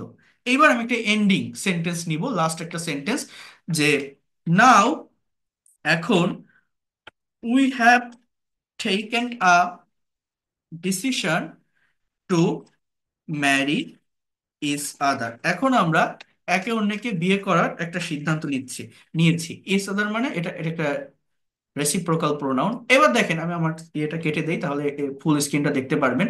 দেখেন এইখানে যে ভার্বগুলো আমি নিলাম, এই ভার্বগুলোকে মেনটেন করে আমি একটা গল্প তৈরি করলাম, যে গল্পের ভিতরে অন্যান্য ভার্ব নিয়ে আসছি, বাট এই ভার্বগুলোকে আমি কমন রেখেছি। এবং এইখানে আমি একটা যদি হেডলাইন দেই, স্টোরির একটা নাম দেই, for example a love story. এটা করতে হয়তো একটু সময় লাগে, বাট এটা করতে পারলে কি হয় জানেন? এই যে ওয়ার্ডগুলোকে আপনি ব্যবহার করছেন, এই ওয়ার্ডের ব্যবহার আপনি আর জীবনে কোনোদিন ভুলবেন না, আপনার সারা জীবন মনে থাকবে। আর কারণ কি? কারণ আপনি গল্প তৈরি করছেন, এটা আপনার মনের ভিতর গেঁথে যাবে। হয়তো একটু টাইম লাগে, আর এটা করতে পারলে আরো কি হয়, রাইটিংটার ডেভেলপমেন্ট আসে। আরো কি হয়, এই যে টেন্স প্র্যাকটিস করছে, এটা চর্চায় থাকে। আমরা যে শুধু স্ট্রাকচার শিখে বসে থাকি, সেটা না শিখে যদি এইভাবে আমরা প্র্যাকটিস করতে পারি প্রতিদিন। আমার প্রত্যেকটা স্টুডেন্টকে আমি এইটার উপর অ্যাসাইনমেন্ট দিই যে আপনি নিজে এই 10টা ভার্ব ব্যবহার করে একটা গল্প তৈরি করেন। এটা করা যায়, কঠিন না। তো আমি কি বললাম, একটা ছেলে আমাকে খুব ভালোবাসে, a boy loves me very much, he proposed me yesterday. এবার এইখান থেকে আমি ভার্বের ব্যবহারগুলো করা শুরু করছি, যে I accepted his proposal, he acted, আমি তার প্রস্তাবটা গ্রহণ করেছিলাম, he acted like a hero in front of me in the time of proposing. এই in the time of proposing এটা হচ্ছে একটা ফ্রেজাল ওয়ার্ড। এখানে আপনি এভাবে কথাটা বলতে পারেন যে হোয়েন হি প্রপোজড মি, যখন সে আমাকে প্রপোজ করেছিল, he acted like a hero in front of me, সে আমার সামনে একটা নায়কের মতো আচরণ করেছিল। যেহেতু এখানে এই ভার্বটা আছে, আমাকে ইউজ করতে হবে, তো যেভাবে হোক আমাকে লিখতে হবে। Then he has achieved many things in his life, achieve মানে অর্জন করা, সে তার জীবনে অনেক কিছু অর্জন করেছে, because recently he has completed his MBBS degree, everyone admires him, now. এখন প্রত্যেকে তার প্রশংসা করে। He advises me, admire, advise, achieve, act, accepted, সবগুলো ভার্ব আমি কিন্তু এখানে বসিয়েছি। He advises me about many things, সে আমাকে অনেক বিষয় সম্পর্কে উপদেশ দেয়, so that I can get success in my life. That kinds of things affect me so much, এই বিষয়গুলো আমাকে খুবই প্রভাবিত করে। For that reason I agreed his proposal, এই কারণে আমি তার প্রস্তাবে রাজি হয়েছিলাম। And when I agreed his proposal he amazed so much, সে খুবই বিস্মিত হয়েছিল। অ্যান্ড অ্যামিউজড মি, আমাকে আনন্দ দিয়েছিল। Now we have taken a decision to marry each other. তাহলে দেখছেন, এই যে ভার্ব, অ্যাকসেপ্ট মানে গ্রহণ করা, অ্যাক্ট মানে আচরণ করা, অ্যাসিভ মানে অর্জন করা, অ্যাডমায়ার মানে প্রশংসা করা, অ্যাডভাইস মানে উপদেশ দেওয়া, অ্যাফেক্ট মানে প্রভাবিত করা, এগ্রি মানে রাজি হওয়া, অ্যামেজ মানে বিস্মিত হওয়া, অ্যামিউজ মানে আনন্দ দেওয়া। এই যে ভার্বগুলোকে পড়লাম, ফর্মটা দেখলাম, এবং আমি প্র্যাকটিক্যাল বাক্য থেকে স্টোরিতে পরিণত করলাম ভার্বগুলো দিয়ে। এটা এই আজকে আমি দেখাই দিলাম না, আপনি নিজে আপনি ইমাজিন করতে পারবেন এই ভার্বগুলো আপনি আর ভুলবেন না। এই এই যে ভার্বগুলো অন্তত আপনি ভুলবেন না। তো এইভাবে 20 দিন আপনি 10টা করে সেন্টেন্স নেন, 20 দিনে 200টা ভার্ব পড়া শেষ। আর এই 200টা ভার্ব, জাস্ট 200, বেশি না, যদি আপনার জানা থাকে, আপনি বিশ্বাস করেন জাস্ট 4টা স্ট্রাকচার শিখবেন: টেন্স, মডাল, সেমি মডাল আর প্যাসিভ ভয়েস। এইটাকে মেনটেন করে, ভার্বের ফর্ম মেনটেন করে, ইংলিশে আপনি অবশ্যই অবশ্যই এক্সপার্ট এন্ড ফ্লুয়েন্ট হতে পারবেন ইনশাল্লাহ, যদি আপনি টাইম মেনটেন করে প্র্যাকটিস করেন। তো এই যে ভার্বের ফর্মের যে ব্যবহারটা দেখালাম, আপনারা এবার বলেন যে এইখান থেকে কি কিছু বুঝতে পারলেন বা কিছু শিখতে পারলেন, যে আমার ভোকাবুলারি এভাবেও মুখস্থ করা যায় বা মেমোরাইজ করা যায় ক্রিয়েটিভ ওয়েতে? হ্যাঁ, মানে মানে যেটা বলছি যে নতুন কিছু শিখতে পারলেন, এইগুলো ইউটিউব চ্যানেল বা কোথাও দেখছেন আগে? আমি এই যে জিনিসটা দেখালাম এইমাত্র ভার্বের ফর্মে, নতুন কিছু অনেক কিছু শিখতে পারছি। অনেক ধন্যবাদ। হ্যাঁ, পিডিএফ বা সবকিছুই পাবেন। তো যে কথাটা আমি আপনাদের বলছি, সবই পাবেন, রেকর্ড, পিডিএফ সবই পাবেন। কিন্তু আমি যে কথাটা বলতে চাচ্ছি, দেখেন, ল্যাঙ্গুয়েজ শিখতে গেলে এভাবেই প্র্যাকটিক্যালি শিখতে হয়। তা না হলে কখনোই ভাষাকে সম্পূর্ণরূপে ডেভেলপ করা যায় না, কাভার করা যায় না। আপনারা যারা পেইড কোর্সে আসছেন, আজকেও তো 17 জনের মতো ভর্তি হয়েছেন, তো যারা আসছেন আপনারা বুঝতে পারবেন যে আপনি এই কোর্সটা থেকে কি পেতে যাচ্ছেন। আর যারা ফ্রি ক্লাস করে যাচ্ছেন, তাদেরকেও বলে রাখি, আপনার মনে থাকবে আমার কথা, যে এরকম একটা লোক ছিল, এইভাবে ল্যাঙ্গুয়েজটা শিখাইছিল। কারণ আমি যেটা শেখাই একদম আমার ভিতর থেকে অনেক পরিশ্রম করে, অনেক টাইম দিয়ে আমি শেখানোর চেষ্টা করি। আমি যতক্ষণ শেখাই, আমি এটাই চাই যে সে শিখুক, আগে জানুক, তারপরে পরের বিষয়। তো আপনার মনে থাকবে, এতটুকু আমি বলতে পারি। কারণ আমার লাখ লাখ হাজার হাজার স্টুডেন্টের দরকার নেই, আমার কাছে যে কয়জন থাকবে তারাই যেন এক্সপার্ট এবং ফ্লুয়েন্ট হয়ে বের হতে পারে, আমি সেইভাবেই কিন্তু শেখানোর চেষ্টা করি। তো এটা যারা আসবেন তারা বুঝতে পারবেন, যারা আসছেন প্রতিদিন ভর্তি হচ্ছেন। তো আমি এবার কন্টিনিউয়াস এবং পারফেক্ট টেন্স নিয়ে একটু কথা বলবো। আর একটু থাকবেন, এই ক্লাসটা একটু লং টাইম হবে, 12টা বেজে যাবে হয়তো। বাট যদি আপনার ইচ্ছা থাকে, ধৈর্য থাকে, এখনো পর্যন্ত 192 জনের মতো আছেন, ইটস অ্যামেজিং। আমি যদি কিছু পড়াতে না পারতাম, দেখাতে না পারতাম, এতগুলো মানুষ এই এই এই শীতকালে রাতে এতক্ষণ কেউ জেগে থাকতেন না, লাইভ ক্লাসে থাকতেন না আমার এখানে। তো শিখতে পারছেন বলেই তো আছেন। তো যে কথাটা আমি বলছি সেটা হচ্ছে যে কন্টিনিউয়াস এবং পারফেক্ট টেন্স, এটা আমি একটু ডিটেলসে দেখানোর পর সবগুলো টেন্স একসঙ্গে কম্পেয়ার করে কিভাবে নেগেটিভ ইন্টারোগেটিভ করতে হয় সেটা একটু বুঝাই দিব। কারণ আমাদের অনেকেরই এই জায়গাটায় প্রবলেম আছে, আমরা ডাব্লিউএইচ ওয়ার্ড দিয়ে কোশ্চেন তৈরি করতে পারি না। তো এইটা আমি একটু দেখাবো। আর তার আগে আমি আরেকবার জানিয়ে রাখি, যারা এখনো পর্যন্ত পেইড কোর্সে ভর্তি হতে চান, আজকে 4 তারিখ, আগামী সোমবার 9 তারিখ থেকে পেইড কোর্সের ফার্স্ট ক্লাস শুরু হবে। একদম শুরু থেকে ধারাবাহিকভাবে করতে পারবেন। যারা আগের ব্যাচে ফ্রি ক্লাস করেছেন, পেইড কোর্সে ভর্তি হওয়ার সুযোগ পাননি, হতে পারেনি, তারা এই ব্যাচে প্রথম থেকেই শুরু করতে পারবেন। আর যারা নতুন ভর্তি হতে চান তারাও হতে পারবেন। এটা সিট খুবই সীমিত, আর বেশি সিট নাই, কারণ প্রচুর স্টুডেন্ট ভর্তি হচ্ছে। আবারও বলছি, 4 সপ্তাহে 4 দিন ক্লাস, 1 ঘন্টা ক্লাস টাইম থাকবে, 3 মাসের কোর্স। আমি এটাও বলছি, যদি 3 মাসের ভিতর কাভার করতে না পারেন, পরবর্তীতে নতুন যে কোনো ব্যাচের সাথে আবার পড়তে পারবেন, তার জন্য আলাদা টাকা দিতে হবে না। টোটাল কোর্স ফি 2,000 টাকা। এবং এই সুযোগটাও আমি দিয়েছি আপনাদের, 1,000 টাকা অ্যাডভান্স করে আপনারা পেইড কোর্সে ক্লাস শুরু করতে পারবেন। এটাও আমি আপনাদেরকে বলছি, বাকি টাকাটা পরবর্তী মাসে দিতেও হবে। বাট যারা একবারে 2,000 দিতে পারবেন, তাদের আর কোনো ঝামেলা থাকবে না, একসঙ্গে ল্যাঙ্গুয়েজ ক্লাব বা আদার্স সব কিছুই পেয়ে যাবেন। বাট যদি না পারেন, আপনি ভেঙে ভেঙে দেওয়ার সুযোগ আছে। এবং এই কোর্সটা সেভাবেই ডিজাইন করেছি, আমি কিন্তু প্র্যাকটিক্যালি ল্যাঙ্গুয়েজটা শিখাই, এটা আমি বারবার বলি। আমি গ্রামার শিখাই, স্পোকেন শিখাই, বাট সেটার প্র্যাকটিক্যাল অ্যাপ্লাই কিন্তু আমি দেখাই দিই। যারা আমার আগের প্রিভিয়াস ক্লাসগুলো করেছেন তারা জানেন কিভাবে প্রত্যেকটা ক্লাস লং টাইম ধরে আমি নিচ্ছি। বাট পেইড কোর্সে এতটা লং টাইম নিব না, কারণ সেখানে আমি সব সব স্টুডেন্ট আমার জানাশোনার ভিতরে চলে আসবে, আমার ভর্তিকৃত স্টুডেন্ট, তাদের প্রতি আমার একটা রেসপন্সিবিলিটি থাকবে। আমি মানে যতটুকু পড়াবো ততটুকুই যেন তারা নিতে পারে, তো সেভাবে আমি পড়াবো। কিন্তু এখানে বেশি কেন পড়াই? কারণ আপনি ফ্রি ক্লাস করছেন, আজকে আসেন কালকে নাও থাকতে পারেন। যতটুকু আছেন দেখে যান, শিখে যান, পরবর্তীতে নিজের মতো করে সেটা কাজে লাগাতে পারবেন। তো যেটা বলছি, আপনি স্টুডেন্ট হন, house wife, teacher, officer, job holder, freelancer বা ইমিগ্রান্ট, যে কেউ করতে পারবেন। প্রত্যেকটা ব্যাচে 30 জন করে স্টুডেন্ট থাকবে মেইন ব্যাচে। এবং এই কোর্সটা এই রাত 10টাতেই শুরু হবে আগামী 9 তারিখ থেকে। তখন এই রেগুলার ফ্রি ক্লাসগুলো হয়তো প্রতিদিন হবে না, বা সপ্তাহে 2টা বা 3টা থাকবে, কারণ ওই পেইড কোর্স শুরু করলে ফ্রি কোর্সে স্টুডেন্ট তেমন থাকে না। এরপর হচ্ছে আরেকটা বিষয়, আহ, এই ক্লাসগুলো ওয়ার্ড বা পাওয়ার পয়েন্ট স্লাইডের মাধ্যমে নিব। এবং প্রত্যেকটা ক্লাস শেষে, যারা ফ্রি ক্লাস করছেন আপনারা জানেন পিডিএফ ফাইল রেকর্ড ক্লাস দিচ্ছি, যারা পেইড কোর্সে আসবেন তারাও প্রত্যেকটা ক্লাসের রেকর্ড এবং পিডিএফ ফাইল পেয়ে যাবেন। এতটুকু বলতে পারি। অর্থাৎ যদি কোনো ক্লাস মিস করেন পরবর্তীতে দেখতে পারবেন, এবং এই ক্লাসগুলো সারা জীবন আপনার কাছে থাকবে। টোটাল 70টা ক্লাস থাকবে। প্রথম 10টা ক্লাস থাকবে বেসিক গ্রামারের উপর, এরপর 30টা ক্লাস থাকবে স্পোকেন ইংলিশের উপর, ইংলিশে কথা বলার জন্য যা কিছু লাগে, tense, modal, semi modal, passive, whatever you think in Bangla, you will be able to speak in English. তারপর 40 থেকে 50 নাম্বার ক্লাসগুলো হবে রাইটিং এর উপর।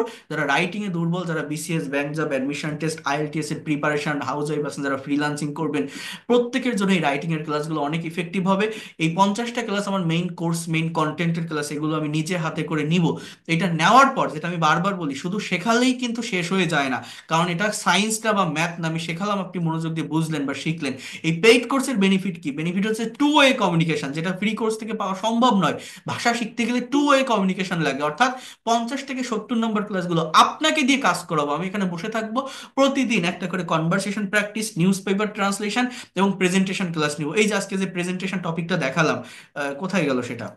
এই যে জার্নি বাই ট্রেন বা journey by boat, journey by bus, যেটাই হোক না কেন। এখন আমি যদি বলি যে আপনার যে কোনো একটা জার্নির এক্সপিরিয়েন্স আপনি তৈরি করে নেক্সট ক্লাসে আমার সামনে প্রেজেন্ট করবেন, তাহলে যেটা আপনি প্রেজেন্ট করছেন ওইখানে যে ভুলটা হচ্ছে আমি কিন্তু আপনাকে ধরাই দিব। এটা দিলে কি হবে? আপনি নিজের ভিতরে কনফিডেন্ট পাবেন, ডে বাই ডে আপনার ডেভেলপমেন্ট আসতে থাকবে, দ্রুত ইংলিশে এক্সপার্ট হতে পারবেন। কিন্তু আপনি যদি কথা বলার জায়গা না পান, কথা বলার সুযোগ না পান, স্পিকিং না করেন, ব্রেন দিয়ে আইডিয়া জেনারেট না করেন, এইরকম বিভিন্ন জায়গা থেকে ক্লাস দেখে দেখে আপনাকে দেখে যেতেই হবে। আপনি নিজেকে প্রশ্ন করে দেখেন, বিভিন্ন জায়গা থেকে শিখতে থাকলে দিন, মাস, বছর যেতে থাকবে, আপনিও শিখছেন, শিখবেন, শিখতেই থাকবেন, ওই শেখাটা শেষ হবে না। নিজের ভিতরে ওই কনফিডেন্ট আপনি পাবেন না যে না, আমি এখন পুরোপুরিভাবে ইংরেজি জানি। এটা পাওয়ার জন্য একটা মেন্টরের অধীনে এসে ধারাবাহিকভাবে এগোতে হয়, যে আমি কোন জায়গা থেকে শুরু করব, কোথায় শেষ করব, সিকোয়েন্সটা কি হবে, যেটা আপনি এইখান থেকে গোছানো পদ্ধতিতে পাবেন। তো এটা টোটাল 70টা ক্লাস। আবারও বলছি, basic grammar, spoken, writing, conversation, translation, presentation, এভাবে করাতে থাকলে আপনি দ্রুত ডেভেলপ করতে পারবেন। Within 3 month you'll be expert and fluent in English.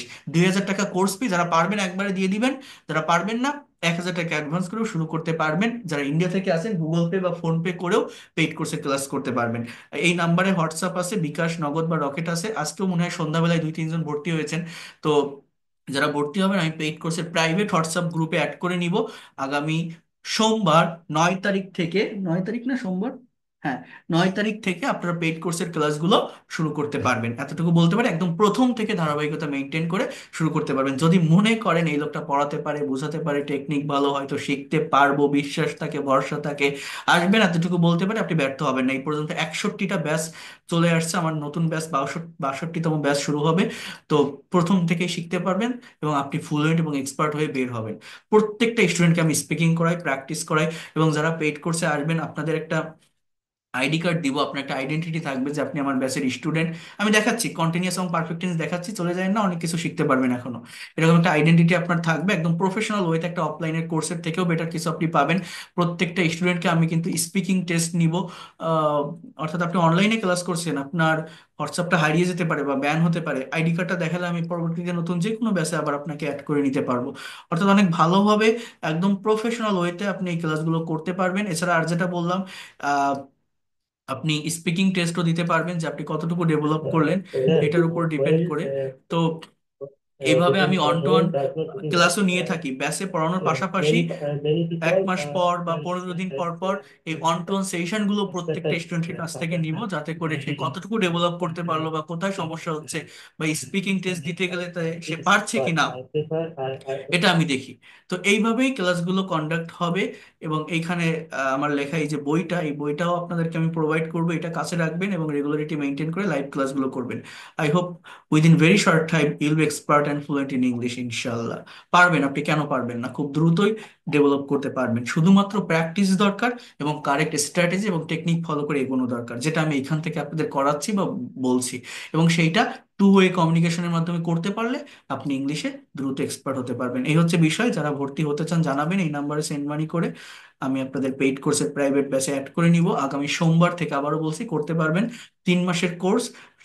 শনি সোম বুধ শুক্র এই 4 দিন ক্লাস হবে, শনি সোম বুধ শুক্র, রাত 10টা থেকে 11টা, 1 ঘন্টা ক্লাস টাইম থাকবে। প্রত্যেকটা ক্লাস শেষে রেকর্ড এবং পিডিএফ ফাইল পাবেন। হ্যাঁ, যে কোনো বয়সের যে কেউ করতে পারবেন। আপনি হাউস ওয়াইফ হন, teacher, student, officer, job holder, যারা আইএলটিএস এর প্রিপারেশন হিসাবে করতে চান, তারাও এটা পারবেন। হ্যাঁ, অনেক ভালোভাবে সম্পূর্ণ ল্যাঙ্গুয়েজটাকে ডেভেলপ করে আপনাদের স্ব স্ব সেক্টরে কাজে লাগাতে পারবেন। এবার আমি কন্টিনিউয়াস এবং পারফেক্ট টেন্সের জায়গাটাতে আসি। সবাই একটু এই জায়গাটাতে মনোযোগ দেন, দেখার চেষ্টা করেন, বিষয়গুলোকে ভালোভাবে নেওয়ার চেষ্টা করেন। দেখেন, আমাদের ইনডিফিনিট টেন্সটা দেখালাম, সেটার উপর প্রেজেন্টেশনও দেখালাম। এখন কন্টিনিউয়াসটা কি? আগে কন্টিনিউয়াসটা নিয়ে কথা বলি। কন্টিনিউয়াস টেন্স হচ্ছে, ট্রাই টু আন্ডারস্ট্যান্ড হিয়ার, চলমান। কন্টিনিউয়াস বলতে আমরা বুঝি যে চলমান কোনো কাজ। তো প্রেজেন্ট কন্টিনিউয়াস কি? যে বর্তমানে কোনো একটা কাজ হচ্ছে বা চলছে বোঝালে তাকে আমরা প্রেজেন্ট কন্টিনিউয়াস টেন্স বলি। কথাটা বোঝেন, রাইট নাও, যেমন আমি এখন আপনাদের ক্লাস নিচ্ছি, তো আমি কি বলতে পারি? যে I am taking your class right now. I am taking your class, আমি ক্লাস নিচ্ছি।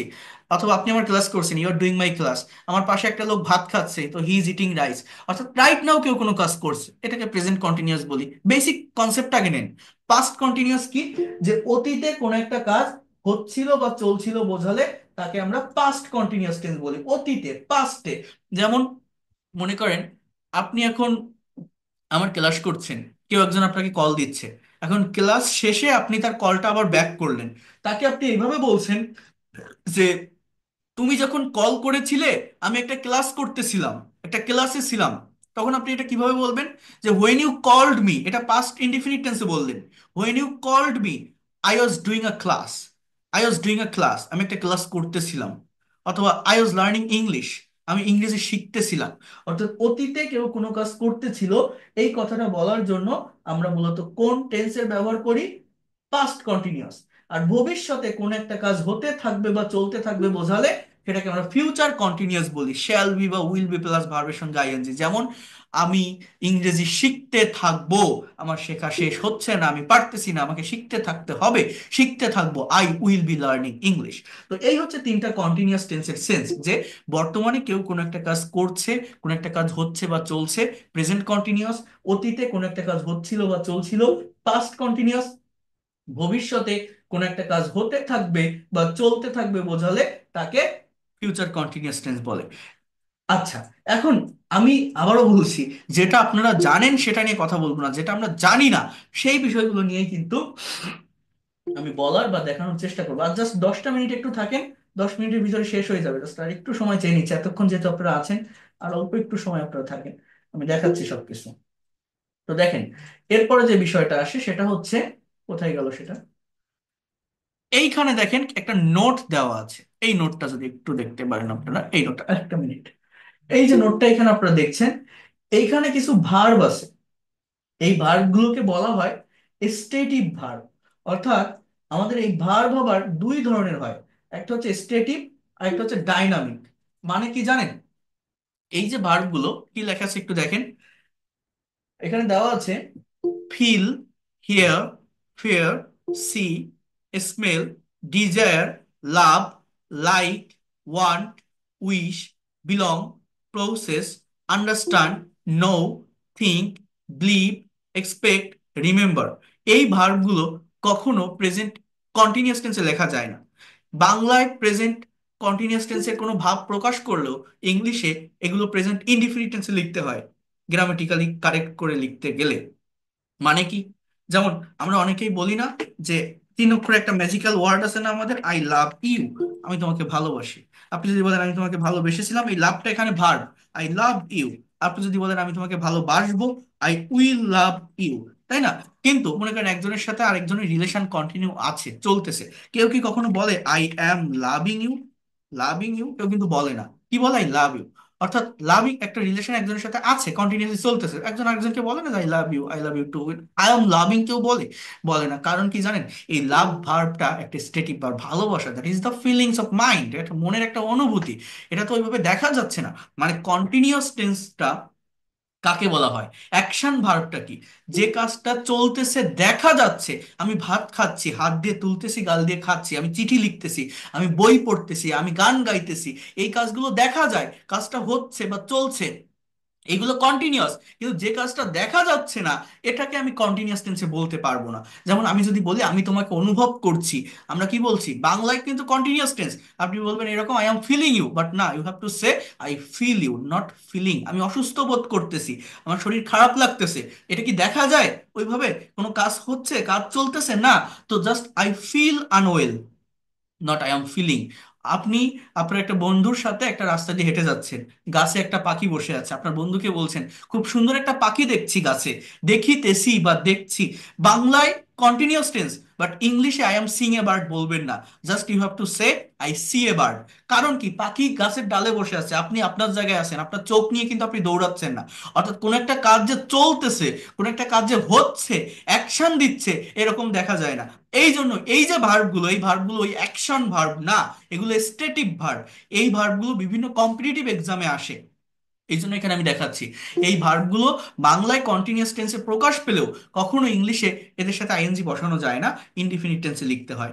Feel, hear, fear, see, smell, desire, love, like, want, wish, belong, process, understand, know, think, believe, expect, remember. একটু মনে রাখবেন। এরপর দেখেন, আমাদের শেষ করতে হবে, অনেক বেজে গেছে। তো দেখেন, কন্টিনিউয়াস টেন্স, স্টেপ অন এর মাধ্যমে হ্যাঁ বাদক বাক্য তৈরি হয়। এখানে প্রথমত ওই আগেরটার মতোই সাবজেক্ট গুলো দেওয়া আছে, এবং এখানে অক্সিলারি ভার্ব থাকে, হেল্পিং ভার্ব যেটাকে বলা হয়। প্রেজেন্ট কন্টিনিউয়াসে অ্যাম ইজ আর এর ব্যবহার হয়, পার্সন ভেদে এটা হয়ে থাকে আই এর সাথে অ্যাম, প্লুরাল সাবজেক্ট থাকলে আর, বা থার্ড পার্সন থাকলে ইজ, পাস্ট কন্টিনিউয়াসে ওয়াজ ওয়্যার, ফিউচারে উইল বি, এবং মেইন ভার্বের সঙ্গে আইএনজি। এটা আপনারা জানেন, যেটা জানেন না আমি সেইটা নিয়ে মেইনলি কথা বলবো, তারপরেও এটা যেহেতু পার্টে আছে একটু দেখিয়ে যাই, কম্পেয়ার করতে হবে, হ্যাঁ। যেমন I am writing a letter, আমি একটা চিঠি লিখিতেছি। I was writing a letter, আমি একটা চিঠি লিখিতেছিলাম বা লিখতেছিলাম। I will be writing a letter, আমি একটা চিঠি লিখতে থাকবো। উই আর প্লেইং ক্রিকেট, আমরা ক্রিকেট খেলছি। উই ওয়ার প্লেইং ক্রিকেট, আমরা ক্রিকেট খেলতেছিলাম। We will be playing cricket, আমরা ক্রিকেট খেলতে থাকবো। You are driving a car, তুমি গাড়ি চালাচ্ছ। You were driving a car, তুমি গাড়ি চালাচ্ছিলে বা চালাইতেছিলে। You will be driving a car, তুমি গাড়ি চালাতে থাকবে। He is singing a song, সে একটা গান গাইতেছে। হি ওয়াজ সিঙ্গিং আ সং, সে গান গাইতেছিল। He will be singing a song, সে গান গাইতে থাকবে। She is joining the party, she was joining the party, she will be joining the party. So এইভাবে এই সেন্টেন্সগুলো এখানে হয়। আমি নেগেটিভ ইন্টারোগেটিভ কিভাবে করতে হয় সেটাও দেখাচ্ছি, জাস্ট একটু ওয়েট করেন। এবার আমি একটু যদি পারফেক্ট টেন্সের ভিতর আসি, আমি ওইটা নিয়ে আবারও কথা বলছি, আমি ওই আগেরটাতে আবারও আসবো, বাট তার আগে একটু এইটা আমরা শেষ করি। দেখেন, পারফেক্ট টেন্সের ভিতরে আছে প্রেজেন্ট পারফেক্ট। এটা মূলত কি? এটা একটু আমাকে বুঝতে হবে। কোন, আমাদের পারফেক্ট টেন্সের ভিতরে এই প্রেজেন্ট পারফেক্টের ব্যবহারই বেশি হয়, স্পোকেন ইংলিশে বিশেষ করে। পাস্ট পারফেক্ট বা ফিউচার পারফেক্টের ব্যবহার তেমন হয় না। যেমন এই জায়গাটাতে দেখেন, বলছে যে কোনো কাজ এইমাত্র শেষ হয়েছে, তার ফল বর্তমানে আছে, এইটাকে আমরা বলছি প্রেজেন্ট পারফেক্ট টেন্স। কোনো একটা কাজ এইমাত্র শেষ হয়েছে, কিন্তু তার একটা রেজাল্ট, তার একটা ফলাফল এখনো পর্যন্ত আছে, এটাকে আমরা কি বলবো? Present perfect tense. মনোযোগ দিয়ে বোঝেন, তার মানে কি? এটা পাস্ট ইনডিফিনিট টেন্সের সঙ্গে অনেক সময় ক্র্যাশ বা সংঘর্ষ হয়, অনেকে বুঝতে পারে না। কারণ পাস্ট ইনডিফিনিট টেন্সটাও অতীতের, প্রেজেন্ট পারফেক্টও অতীতের। বাট পাস্ট ইনডিফিনিট অতীতের এমন কোনো কাজ যেটা শেষ হয়ে গেছে, তার ফল বা রিয়েকশন এখন আর নেই, সাবজেক্টের পর ভি টু ভার্বের পাস্ট ফর্ম বসে। আর প্রেজেন্ট পারফেক্ট হচ্ছে এমন কোনো কাজ যেটার একটা ফল বা রিয়েকশন আছে। যেমন, জাস্ট একটা মিনিট, একটু বোঝার চেষ্টা করেন। এখানে একটু ভুল আছে। I have done, you have, he has. দেখেন, একটু মনোযোগ দিয়ে বোঝার চেষ্টা করেন। সেটা হচ্ছে পাস্ট ইনডিফিনিট টেন্সের প্রেজেন্ট পারফেক্টের স্ট্রাকচার হচ্ছে এটা: সাবজেক্ট প্লাস হ্যাভ অথবা has plus V three plus extension. অর্থাৎ ভার্বের পাস্ট পার্টিসিপল বসবে, subject third person singular number হলে হ্যাজ বসে, আদারওয়াইজ হ্যাভ। আমি এখানে আরেকটা স্ট্রাকচার একটু লিখি, সেটা হচ্ছে প্রেজেন্ট পারফেক্ট পাস্ট ইনডিফিনিট টেন্সের subject plus verb two plus extension. এই জায়গাটা এবার একটু বোঝেন। এই যে দুটো স্ট্রাকচার আমি লিখলাম, এই দুটো স্ট্রাকচারকে মেনটেন করে আমি যদি বাক্য তৈরি করি, যেমন প্রেজেন্ট পারফেক্ট টেন্স, আপনি যদি বলেন আমি ভাত খেয়েছি, আই হ্যাভ ইটেন রাইস। আপনি সন্ধ্যাবেলায় ভাত খেয়ে রাতে বলছেন, বা কেউ একজন আপনার বাসায় এসে বলছে আপনি কি রাতে খেয়েছেন, আপনি বলছেন যে হ্যাঁ আমি খেয়েছি, মানে এই মাত্র কাজটা হয়েছে, খুব বেশিক্ষণ আগে ঘটেনি, অর্থাৎ তার একটা ফল বা রিয়েকশন এখনো আছে।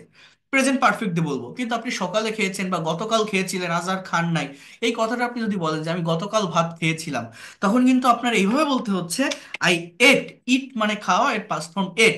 আর ইট এর পাস্ট পার্টিসিপল ইটেন, এটা পারফেক্ট টেন্সে লিখতে হচ্ছে, বাট ওটা লিখতে গেলে তার আগে একটা অক্সিলারি ভার্ব হ্যাভ এর ব্যবহার করতে হচ্ছে। আর পাস্ট ইনডিফিনিট ডিরেক্টলি সাবজেক্টের পরেই ভি টু, ভার্বের পাস্ট ফর্ম, অর্থাৎ আই এট, আমি খেয়েছিলাম কি, আই এট রাইস।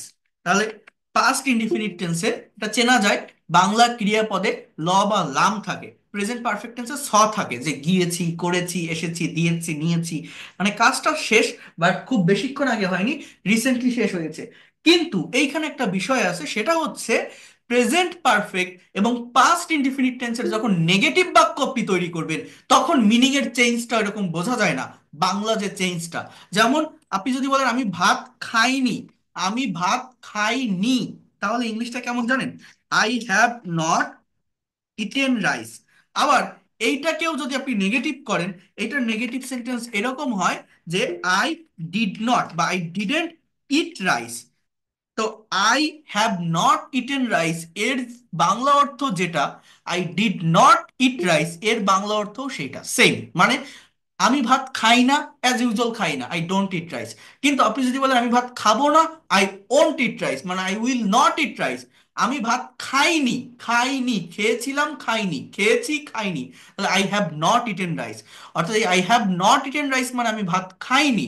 আবার যখন বলছেন I didn't eat rice, I did not eat rice, এর মানেও আমি ভাত খাইনি। মানে প্রেজেন্ট পারফেক্ট এবং পাস্ট ইনডিফিনিট এর অ্যাফার্মেটিভ সেন্টেন্স চেনা যায়, কারণ আমি খেয়েছি, আই হ্যাভ ইটেন রাইস, আমি খেয়েছিলাম, আই এট রাইস। কিন্তু নেগেটিভে দুটোরই কিন্তু আমি খাইনি বা খাই নাই, যেটাই বলেন না কেন আপনি, কথাটা একটু বোঝেন। তাহলে আমি বুঝবো কিভাবে নেগেটিভ করার ক্ষেত্রে, যে কেউ যদি বলে যে সে কাজটা করেনি, এখন আপনি এটা প্রেজেন্ট পারফেক্টে লিখবেন না পাস্ট ইনডিফিনিট লিখবেন? এটা দুটোই কারেক্ট, জাস্ট আপনার সিচুয়েশনের উপর ডিপেন্ড করে লিখতে হবে যে সে কাজটা করেনি বলছে, বাট এটা কত আগের কাজ, এটা কি অনেক বেশি আগের কাজ, বা রিসেন্টলি কাজটা করেনি তেমন কোনো কাজ, সেটার উপর ডিপেন্ড করে আমি লিখবো যে প্রেজেন্ট পারফেক্টে লিখবো না পাস্ট ইনডিফিনিটে লিখবো। আমাদের কিন্তু এই কনফিউশনগুলো থেকে যায়, এই জন্যই কিন্তু আমরা ইংলিশে কথা বলতে পারি না, এই জন্য আপনাদের আমি দেখিয়ে দিচ্ছি এই বিষয়গুলো। এরপর দেখেন, আরেকটু আসি, কত দূর, মানে প্রায় এই 2 ঘন্টা ধরে কিন্তু আপনাদের একটা আমি পড়াচ্ছি, আপনারা দেখেন, বোঝার চেষ্টা করেন। আচ্ছা, আমি আরেকটু সামনে আসি, এর যে টেবিলটা আছে সেটা একটু দেখাই। এখানে দেখেন, প্রথমত সাবজেক্ট প্রেজেন্ট পারফেক্টে হ্যাভ হ্যাজ হয়, পাস্ট পারফেক্টে হ্যাড, ফিউচার পারফেক্টে উইল হ্যাভ। একটা ক্লাসে কতটা বেশি পড়ানো যায়, এই যে একটা ক্লাসে যা দেখাচ্ছি, এটা 3 থেকে 4টা ক্লাসে ভাগ করা যায়। আপনারা এখানে অনেকেই আছেন যারা বিভিন্ন জায়গায় অলরেডি পেইড কোর্স করছেন, তেমন কোনো কোর্সের সঙ্গে আপনি আমার জাস্ট এই ফ্রি ক্লাসগুলোর কম্পেয়ার করবেন, নট পেইড কোর্স। আপনি যদি তার থেকে বেটার কিছু না পান বা শিখতে না পারেন, তখন আপনি আমাকে বলবেন, কারণ এখানে আমি অথেন্টিক বিষয়গুলো নিয়ে আলোচনা করি এবং সবকিছুরই প্র্যাকটিক্যাল ব্যবহার দেখাই দিই। তো দেখেন, পাস্ট পারফেক্ট মানে সাবজেক্টের পরে হ্যাড বসে, যে পার্সনই হোক, হ্যাড অনেক আগে কোনো কাজ হয়েছিল সেটা বোঝাতে ব্যবহৃত হয়। আর ফিউচার পারফেক্ট হচ্ছে উইল হ্যাভ। আর আমি একটু বলি, দেখেন, I have done the work, আমি কাজটা করেছি। প্রেজেন্ট পারফেক্ট কি, রিসেন্টলি কোনো একটা কাজ হয়েছে। সাবজেক্ট থার্ড পার্সন হলে হ্যাজ হয়, আমি যদি বলি সে কাজটা করেছে, তখন আমার লিখতে হবে he has done the work. We have played cricket, আমরা ক্রিকেট খেলেছি। ইউ হ্যাভ ওয়াচ টিভি, তুমি টিভি দেখেছো। He has done the work, সে কাজটা করেছে। অথবা she has driven a car, সে একটা গাড়ি চালিয়েছে। এইভাবে আমরা প্রেজেন্ট পারফেক্টটা চিনি। আচ্ছা, পাস্ট পারফেক্টটা কি? যেমন আপনি যদি বলেন উই হ্যাড প্লেড ক্রিকেট, এর বাংলা অর্থ কি? আমরা ক্রিকেট খেলেছিলাম। এখন একটা বিষয় একটু ভাবেন, এই হ্যাড যদি আপনি বাদ দেন, দিয়ে আপনি জাস্ট এতটুকুই বলেন তো যে উই প্লেড ক্রিকেট, দেখবেন এর মানেও হচ্ছে যে আমরা ক্রিকেট খেলেছিলাম। আবার আপনি বলেন উই হ্যাড প্লেড ক্রিকেট, এর মানেও আমরা ক্রিকেট খেলেছিলাম। আবার আপনি বলেন উই প্লেড ক্রিকেট, এর মানেও আমরা ক্রিকেট খেলেছিলাম। মানে পাস্ট পারফেক্ট টেন্সের যে অ্যান্সারটা আসে, পাস্ট ইনডিফিনিট টেন্সে সেম অ্যান্সারটা আসে। আপনি যদি বলেন উই ওয়াচড টিভি, হ্যাট নেই, ঠিক আছে, আমার এই হ্যাটটা একদমই নেই। আপনি জাস্ট বললেন উই ওয়াচ টিভি, আমরা টিভি দেখেছিলাম। আবার আপনি যদি বলেন যে উই হ্যাড ওয়াচ টিভি, এর মানেও আমরা টিভি দেখেছিলাম। তার মানে কি জানেন, যে কথাটা সাবজেক্ট প্লাস ভি টু ভার্বের পাস্ট ফর্ম অর্থাৎ পাস্ট ইনডিফিনিট টেন্স দিয়ে প্রকাশ করা যায়, সেই কথাটাই আবার পাস্ট পারফেক্ট টেন্সে আমি হ্যাডের ব্যবহার করে প্রকাশ করতেছি। তো আমার এটা দরকার কি, আমি তো পাস্ট ইনডিফিনিট টেন্স দিয়েই কথাটাকে প্রকাশ করতে পারছি। তার মানে কি, পাস্ট পারফেক্টের ব্যবহার তেমন হয় না। কোথায় হয় জানেন? যদি অতীতের দুটো কোনো কাজ থাকে, মানে দুটো আলাদা কাজ, দুটোই অতীতের, দুটো আলাদা ক্লজের ব্যবহার হয়, আলাদা দুটো সাবজেক্ট এবং ভার্ব, যে কাজটা আগে ঘটছে বেশি, সেইটাকে পাস্ট পারফেক্ট দ্বারা আইডেন্টিফাই করা হয়। এই ছাড়া পাস্ট পারফেক্টের ব্যবহার তেমন হয় না। কারণ পাস্ট পারফেক্টের যে কথাগুলো, সেগুলো পাস্ট ইনডিফিনিট দিয়ে প্রকাশ করা যায়। অর্থাৎ ওই যে প্রবাদ বাক্য আছে না, ডাক্তার আসার আগে রোগী মারা গেল, the patient had died before the doctor came. এখানে কোন কাজটা আগে হচ্ছে? আগে রোগী মারা যাচ্ছে, তো ওই হ্যাড প্লাস ডাইড, এটা পাস্ট পারফেক্টের সেন্টেন্স। আর the doctor came, doctor subject, came কামের পাস্ট ফর্ম কেইম, এটা পাস্ট ইনডিফিনিট টেন্সের সেন্টেন্স। সো এইভাবে ছাড়া পাস্ট পারফেক্টের ব্যবহার তেমন হয় না। কি বললাম? পাস্ট পারফেক্টের কথাগুলো পাস্ট ইনডিফিনিট দিয়ে প্রকাশ করা যায়। এছাড়া যদি বলেন অনেক আগে কোনো কাজ হয়েছিল, এইটা বোঝাতে পাস্ট পারফেক্টের ব্যবহার করা যেতে পারে। যেমন সে 25 বছর আগে কলকাতা গিয়েছিল, কি বলতে পারি? He had gone to Kolkata, he had gone to Kolkata 25 years ago, that is called past perfect. Future perfect, এটারও ব্যবহার তেমন হয় না। তারপর একটু বলে রাখি, কোনো একটা কাজ নির্দিষ্ট একটা সময়ের ভিতর সম্পন্ন হয়ে থাকবে, এইটা বোঝাতে ফিউচার পারফেক্ট টেন্সের ব্যবহার হয়। যেমন he will have driven the car, সে গাড়িটা চালিয়ে থাকবে। I will have done the work, আমি কাজটা করে থাকবো, মানে করে ফেলবো, একটা টাইমের ভিতর কাজটা হয়ে যাবে। এইটা বোঝাতে ফিউচার পারফেক্ট টেন্সের ব্যবহার হয়। এছাড়া ঐতিহাসিক কোনো ব্যক্তিবর্গের নাম বোঝাতে, এটা একটা মিক্সড স্ট্রাকচার, হ্যাঁ, একটা অনুমানের উপর থাকা বোঝায় এই ফিউচার পারফেক্ট টেন্সটা। ঐতিহাসিক কোনো ব্যক্তিবর্গের নাম বোঝাতে ফিউচার পারফেক্টের ব্যবহার হয়। যেমন এখানে একটা বাক্য আছে দেখেন, তোমরা হয়তো হাজী মোহাম্মদ মহসিনের নাম শুনে থাকবে। হয়তো তোমরা শুনেছো, আবার নাও শুনতে পারো, আজকে নতুন শুনতেছো। তো এটা আপনি এইভাবে বলতে পারেন যে you will have heard the name of Haji Mohammad Mohsin. ঠিক আছে, এরকম অনুমানের উপর এই বিষয়টা থাকে। অথবা অনুমান বলতে আরেকটা কেমন, মনে করেন আকাশে অনেক মেঘ হয়েছে, বৃষ্টি হবে, আপনি একটা বাজারের ভিতর আছেন, আপনি বাসায় আসবেন। এখন আপনি বাসায় আসতে আসতে বৃষ্টিটা শুরু হয়ে যেতে পারে, আপনি বৃষ্টির ভিতর আটকে যেতে পারেন। অথবা বাসায় আসার পরেও বৃষ্টিটা হতে পারে, আকাশে মেঘ, বৃষ্টি কিন্তু আপনার হাতে নেই। বাট আপনি এই সিচুয়েশনে এমন একটা কথা বলছেন যে বৃষ্টি শুরু হওয়ার আগেই আমরা বাড়ি পৌঁছে থাকবো, বাড়ি পৌঁছে যাব, হয়তো পৌঁছাতে পারবো, হয়তো চলে যাব, আপনি শিওর না এটা। আপনি বৃষ্টিতে আটকে যেতে পারেন, আবার বৃষ্টি আপনি বাড়ি যাওয়ার পরেও শুরু হতে পারে। তো এইখানে আপনি কি বলতে পারেন যে I will have reached, R E S C H E, R E S C H, it, I will have reached home before rain, before rain, এইটাকে বলা হয় ফিউচার পারফেক্ট টেন্স। এই ছাড়া আর কিছু না। তো এদের ব্যবহারও তেমন বেশি হয় না। আর একটা পারফেক্ট কন্টিনিউয়াস টেন্স আছে। তো আমি, সময় 12টা বেজে গেছে, আমি একটু একবারে সবগুলো দেখাই দেই, তাহলে আপনাদের বুঝতে সুবিধা হবে। এই জায়গাটা একটু এবার মনোযোগ দিবেন ভালোভাবে, যে কিভাবে আমরা নেগেটিভ ইন্ট্রোগেটিভ সেন্টেন্স গুলো তৈরি করতে পারি। আমি একটা ব্ল্যাঙ্ক পেজে আসলাম, জাস্ট আর 5টা মিনিট থাকবেন, আমি রিকোয়েস্ট করছি, এখনো এত স্টুডেন্ট আছেন, জাস্ট একটু ওয়েট করেন। মনে করেন ই ড্রাইভস আ কার, সে একটা গাড়ি চালায়। এটা কোন টেন্সে লিখলাম? Present indefinite tense.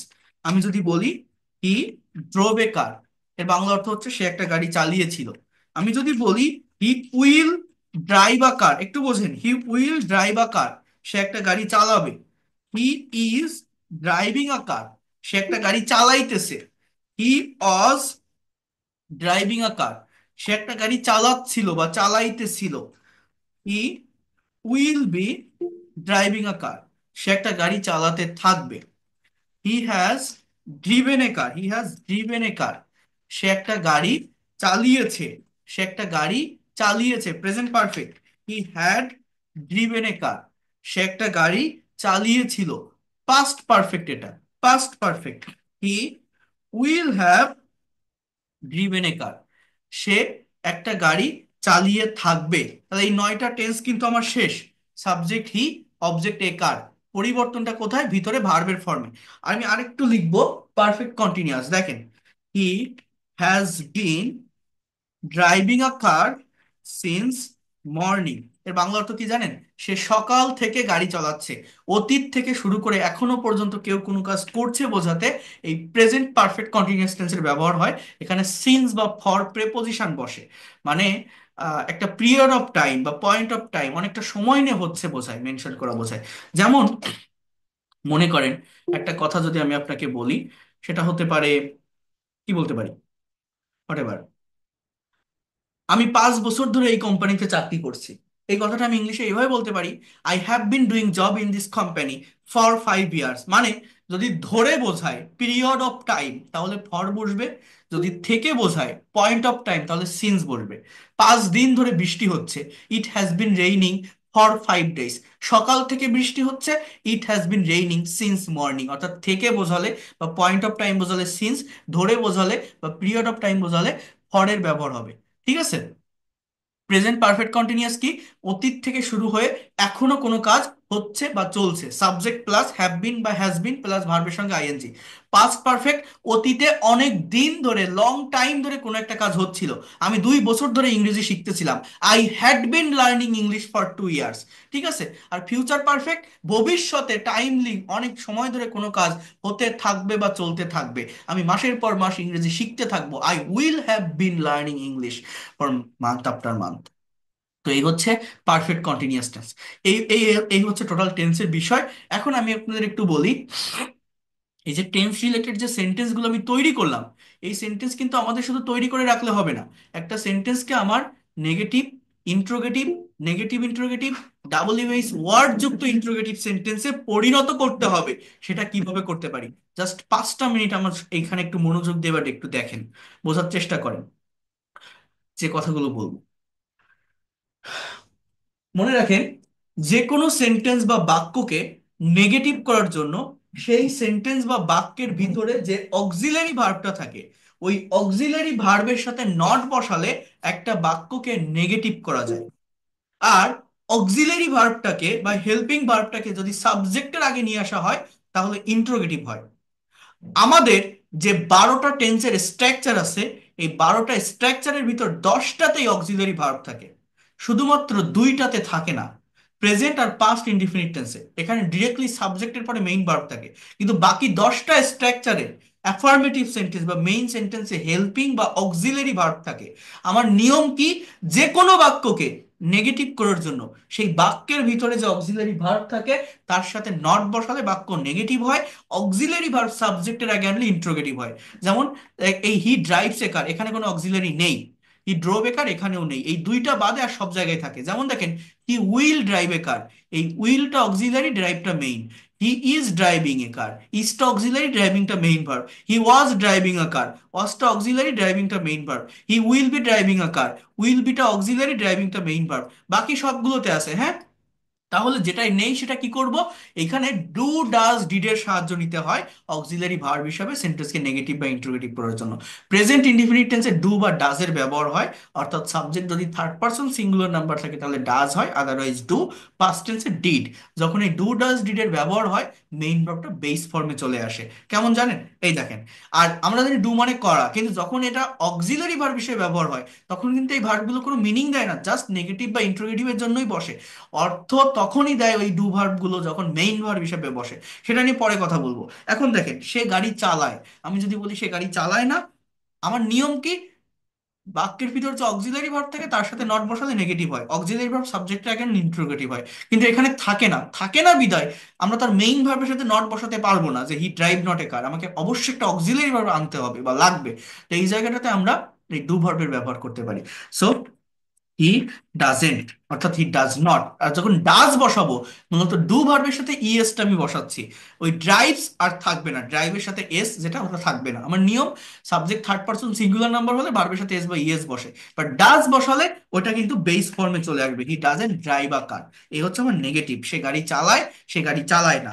এখন আপনি যদি বলেন সে কি গাড়ি চালায়, ইন্ট্রোগেটিভটা কি হবে? জাস্ট, সরি, কি কি লিখতে পারেন, does he drive a car, সে কি গাড়ি চালায়, ডাজ হি ড্রাইভ আ কার। আবার আপনি কি বলতে পারেন যে সে কি গাড়ি চালায় না, তখন আপনি কি বলতে পারেন যে doesn't, DOESNT, doesn't he drive a car. এই যে লাস্টে যে দুটো সেন্টেন্স আমি লিখলাম, একটা হচ্ছে ইন্ট্রোগেটিভ, একটা হচ্ছে নেগেটিভ ইন্ট্রোগেটিভ।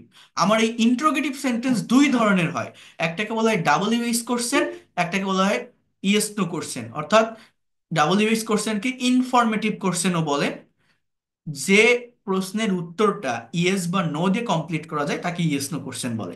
অর্থাৎ অক্সিলারি ভার্ব দিয়ে যে কোশ্চেন গুলো হয়, যেমন সে কি গাড়ি চালায়, you can say yes or no.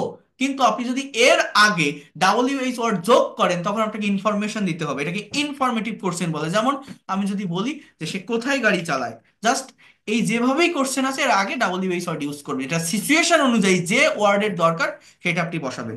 Where does he drive a car, সে কোথায় গাড়ি চালায়। When does he drive a car, সে কখন গাড়ি চালায়। Why does he drive a car, সে কিভাবে গাড়ি চালায়। How does he drive a car, সে কেন গাড়ি চালায়। জাস্ট এইভাবে যেটা দরকার। হোয়ার doesn't he drive a car, সে কেন গাড়ি চালায় না। এইভাবে why doesn't he drive a car, sorry, সে কোথায় গাড়ি চালায় না। Why doesn't he drive a car, সে কেন চালায় না। How doesn't he drive a car, সে কিভাবে চালায় না। জাস্ট যেভাবে বলবেন সেভাবেই অ্যান্সার হবে। এটা শিখতে হবে, ভাঙা না শিখলে কিন্তু ডেভেলপ করতে পারবেন না, ফ্লুয়েন্ট হতে পারবেন না। তাহলে হি ড্রোভ এ কার, সাবজেক্ট প্লাস V2, এইটা কিভাবে আপনি নেগেটিভ বা ইন্ট্রোগেটিভ করবেন? আপনি এখানে এইভাবে লিখতে পারেন যে হি ডিডেন্ট, অর্থাৎ he did not drive a car, সে গাড়ি চালায়নি। হি ড্রোভ এ কার, সে গাড়ি চালিয়েছিল। He didn't drive a car, সে গাড়ি চালায়নি। সে কি গাড়ি চালিয়েছিল, did he drive a car, did he drive a car, সে কি গাড়ি চালায়নি। তখন আপনি কি বলতে পারেন, ডিডেন্ট হি ড্রাইভ আ কার। অর্থাৎ যখন ডিড বসাচ্ছেন, এটা ডু ভার্বের পাস্ট ফর্ম, ড্রাইভের পাস্ট ফর্ম ড্রোভ, পরপর দুটো পাস্ট ফর্ম এবার বসতে পারে না। যখন আপনি ডিড বসাচ্ছেন, মেইন ভার্বটা বেস ফর্মে নিতে হবে, প্রেজেন্ট ফর্মে নিতে হবে। তাহলে এখানেও আপনি যদি ওই WH ওয়ার্ড গুলো ইউজ করেন, where did he drive a car, সে কোথায় গাড়ি চালিয়েছিল। How did he drive a car, সে কিভাবে গাড়ি চালায়, হয়ে চালিয়েছিল। When did he drive a car, সে কখন গাড়ি চালিয়েছিল। জাস্ট যেটা আপনার দরকার সেভাবে বসাবেন। আর আর বাকি টেন্স গুলোতে অক্সিলারি ভার্ব বিল্ড ইন করা থাকে, বলে না কিছু কিছু জায়গায়, যেটা ইনস্টল করা আছে এটাতে, নতুন করে বসানো লাগবে না। তো বাকি যে টেন্সের স্ট্রাকচার গুলো আছে, অক্সিলারি ভার্ব থাকে, জাস্ট ওইটার সাথে নট বসালে নেগেটিভ, ওইটা আগে আনলে ইন্ট্রোগেটিভ। যেমন সে গাড়ি চালাবে, হি উইল ড্রাইভ এ কার, এটা নেগেটিভ, হি উইল নট। এই উইল নট কে কন্ট্রাস্টে বা সংক্ষেপে বলা যায় হি won't. Will not K won't বলা যায়, হি ওন্ট ড্রাইভ আ কার, সে গাড়ি চালাবে না। সে কি গাড়ি চালাবে, কোশ্চেন, তাহলে জাস্ট উইলটা আগে আসবে। Will he drive a car, সে কি গাড়ি চালাবে, সে কি গাড়ি চালাবে না, সে কি গাড়ি চালাবে না। তখন আপনি কি বলতে পারেন, এটা এইভাবে বলতে পারেন যে won't he drive a car, সে কি গাড়ি চালাবে না। এবার সে কোথায় গাড়ি চালাবে, আপনি এরকম বলতে পারেন যে where will he drive a car, সে কখন গাড়ি চালাবে। আপনি বলতে পারেন যে when will he drive a car, সে কেন গাড়ি চালাবে। Why will he drive a car, সে কেন গাড়ি চালাবে না। Why won't he drive a car, যেভাবে আপনার ইচ্ছা আপনি তৈরি করতে পারবেন। He is driving a car, negative কি হবে, just he isn't, he is not driving a car, সে গাড়ি চালাচ্ছে না। সে কি গাড়ি চালাচ্ছে, তখন আপনার কি হবে, is he driving a car, is he driving a car, সে কি গাড়ি চালাইতেছে। Is he driving a car, সে কি গাড়ি চালাচ্ছে না। তখন আপনি এটা বলতে পারেন যে isn't he driving a car, সে কি গাড়ি চালাচ্ছে না। সে কোথায় গাড়ি চালাচ্ছে, তখন কি হবে, where is he driving a car, when is he driving a car. একটা পারফেক্ট টেন্স দেখাই, হি হ্যাজ ড্রিভেন এ কার, সে গাড়ি চালিয়েছে। তাহলে কি হবে এটা, দেখেন খুবই সহজ না। কি হবে, হি হ্যাজেন্ট, অর্থাৎ has not driven a car, সে গাড়ি চালায়নি। সে কি গাড়ি চালিয়েছে, কি হবে, has he driven a car, সে কি গাড়ি চালায়নি, হ্যাজেন্ট হি ড্রিভেন এ কার। তো এইভাবে আপনারা চেষ্টা করবেন, পারবেন। দেখেন একটা ক্লাসে কতগুলো বিষয় বোঝানো যায়, সেই কোন জায়গা থেকে শুরু করছি, একদম বেসিক থেকে শুরু করে কনভারসেশন, প্রেজেন্টেশন, ভার্বের ফর্ম লেখানো, তারপর কন্টিনিউয়াস, পারফেক্ট, এই নেগেটিভ, একটা ক্লাসে কতগুলো বিষয় দেখানো যায়। তারপরেও যা যা দেখালাম একটু শেখার চেষ্টা করবেন, নেওয়ার চেষ্টা করবেন। এই একটা ক্লাস আপনি করেন, 2 বার 3 বার রেকর্ডটা দেখেন, আপনি অনেক কিছু পাবেন, অনেক বেনিফিট পাবেন। আমরা অনেকে এই জিনিসগুলো বুঝি না। যেমন দেখেন, এই ওয়াজ ওয়ার এর মানে আমরা জানি যে ছিল, আবার এই হ্যাড এর মানেও কিন্তু ছিল, তাই না? তাহলে আমরা কোনটা কোন টাইমে বসাই, এটা আমরা অনেকেই পারি না। যেমন মনে করেন আমি যদি বলি যে আমার একটা কুকুর ছিল, এখন আমি জানি ওয়াজ এর মানে ছিল। আপনি যদি বলেন যে আই ওয়াজ আ ডগ, এটা কি কারেক্ট সেন্টেন্স? না। এর মানে কি? এর মানে কিন্তু এরকম হয়ে যায়, আমি একটা কুকুর ছিলাম, আমার একটা কুকুর ছিল, আই হ্যাড আ ডগ। তাহলে পার্থক্যটা কি? ওয়াজ ওয়্যার তখনই বসে যখন সাবজেক্ট নিজে কোনো কিছু থাকে, নিজে কোনো জায়গাতে থাকে।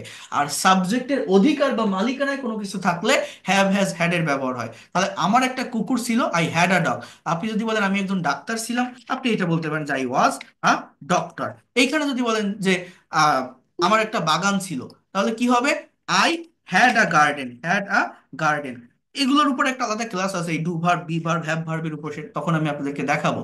অর্থাৎ অ্যাম, ইজ আর ওয়াজ ওয়্যার হওয়া বা থাকা অর্থে বসে, সাবজেক্ট নিজে কোনো কিছু আছে বা নিজে কোনো জায়গায় ছিল, এটা হয় হ্যাভ হ্যাজ হ্যাড সাবজেক্টের অধিকারে বা মালিকানায় কোনো কিছু আছে, এই এই অর্থে বসে। তো এগুলো নিয়ে অনেক ক্লাস আছে, অনেক কিছু আলোচনা আছে, একটা ক্লাসে কতগুলো জিনিস দেখানো যায়। সো যাই হোক, আগামীকাল সেম টাইমে ফোর্থ ফ্রি লাইভ ক্লাস করবেন। আর আমি আবারও বলছি, যারা এখনো পর্যন্ত পেইড কোর্সে ভর্তি হতে চান, আগামীকালকের ভিতরে দ্রুত ভর্তি হওয়ার চেষ্টা করবেন, তাহলে একদম প্রথম থেকে শুরু করতে পারবেন। এই দুটো নাম্বার নিয়ে রাখবেন, 01997356957, 09386 নাইন 09386899196। 2,000 টাকা কোর্স ফি। যারা একবারে পারবেন না, 1,000 টাকা অ্যাডভান্স করে শুরু করতে পারবেন। এখন কারো কোনো কোশ্চেন থাকলে আপনারা করতে পারেন। That's all for today. Thank you. Allah Hafiz and good night to all of you. See you tomorrow in the same time. আগামীকাল মডেল এবং সেমি মডেলের উপর ডিটেলসে ক্লাস নিব।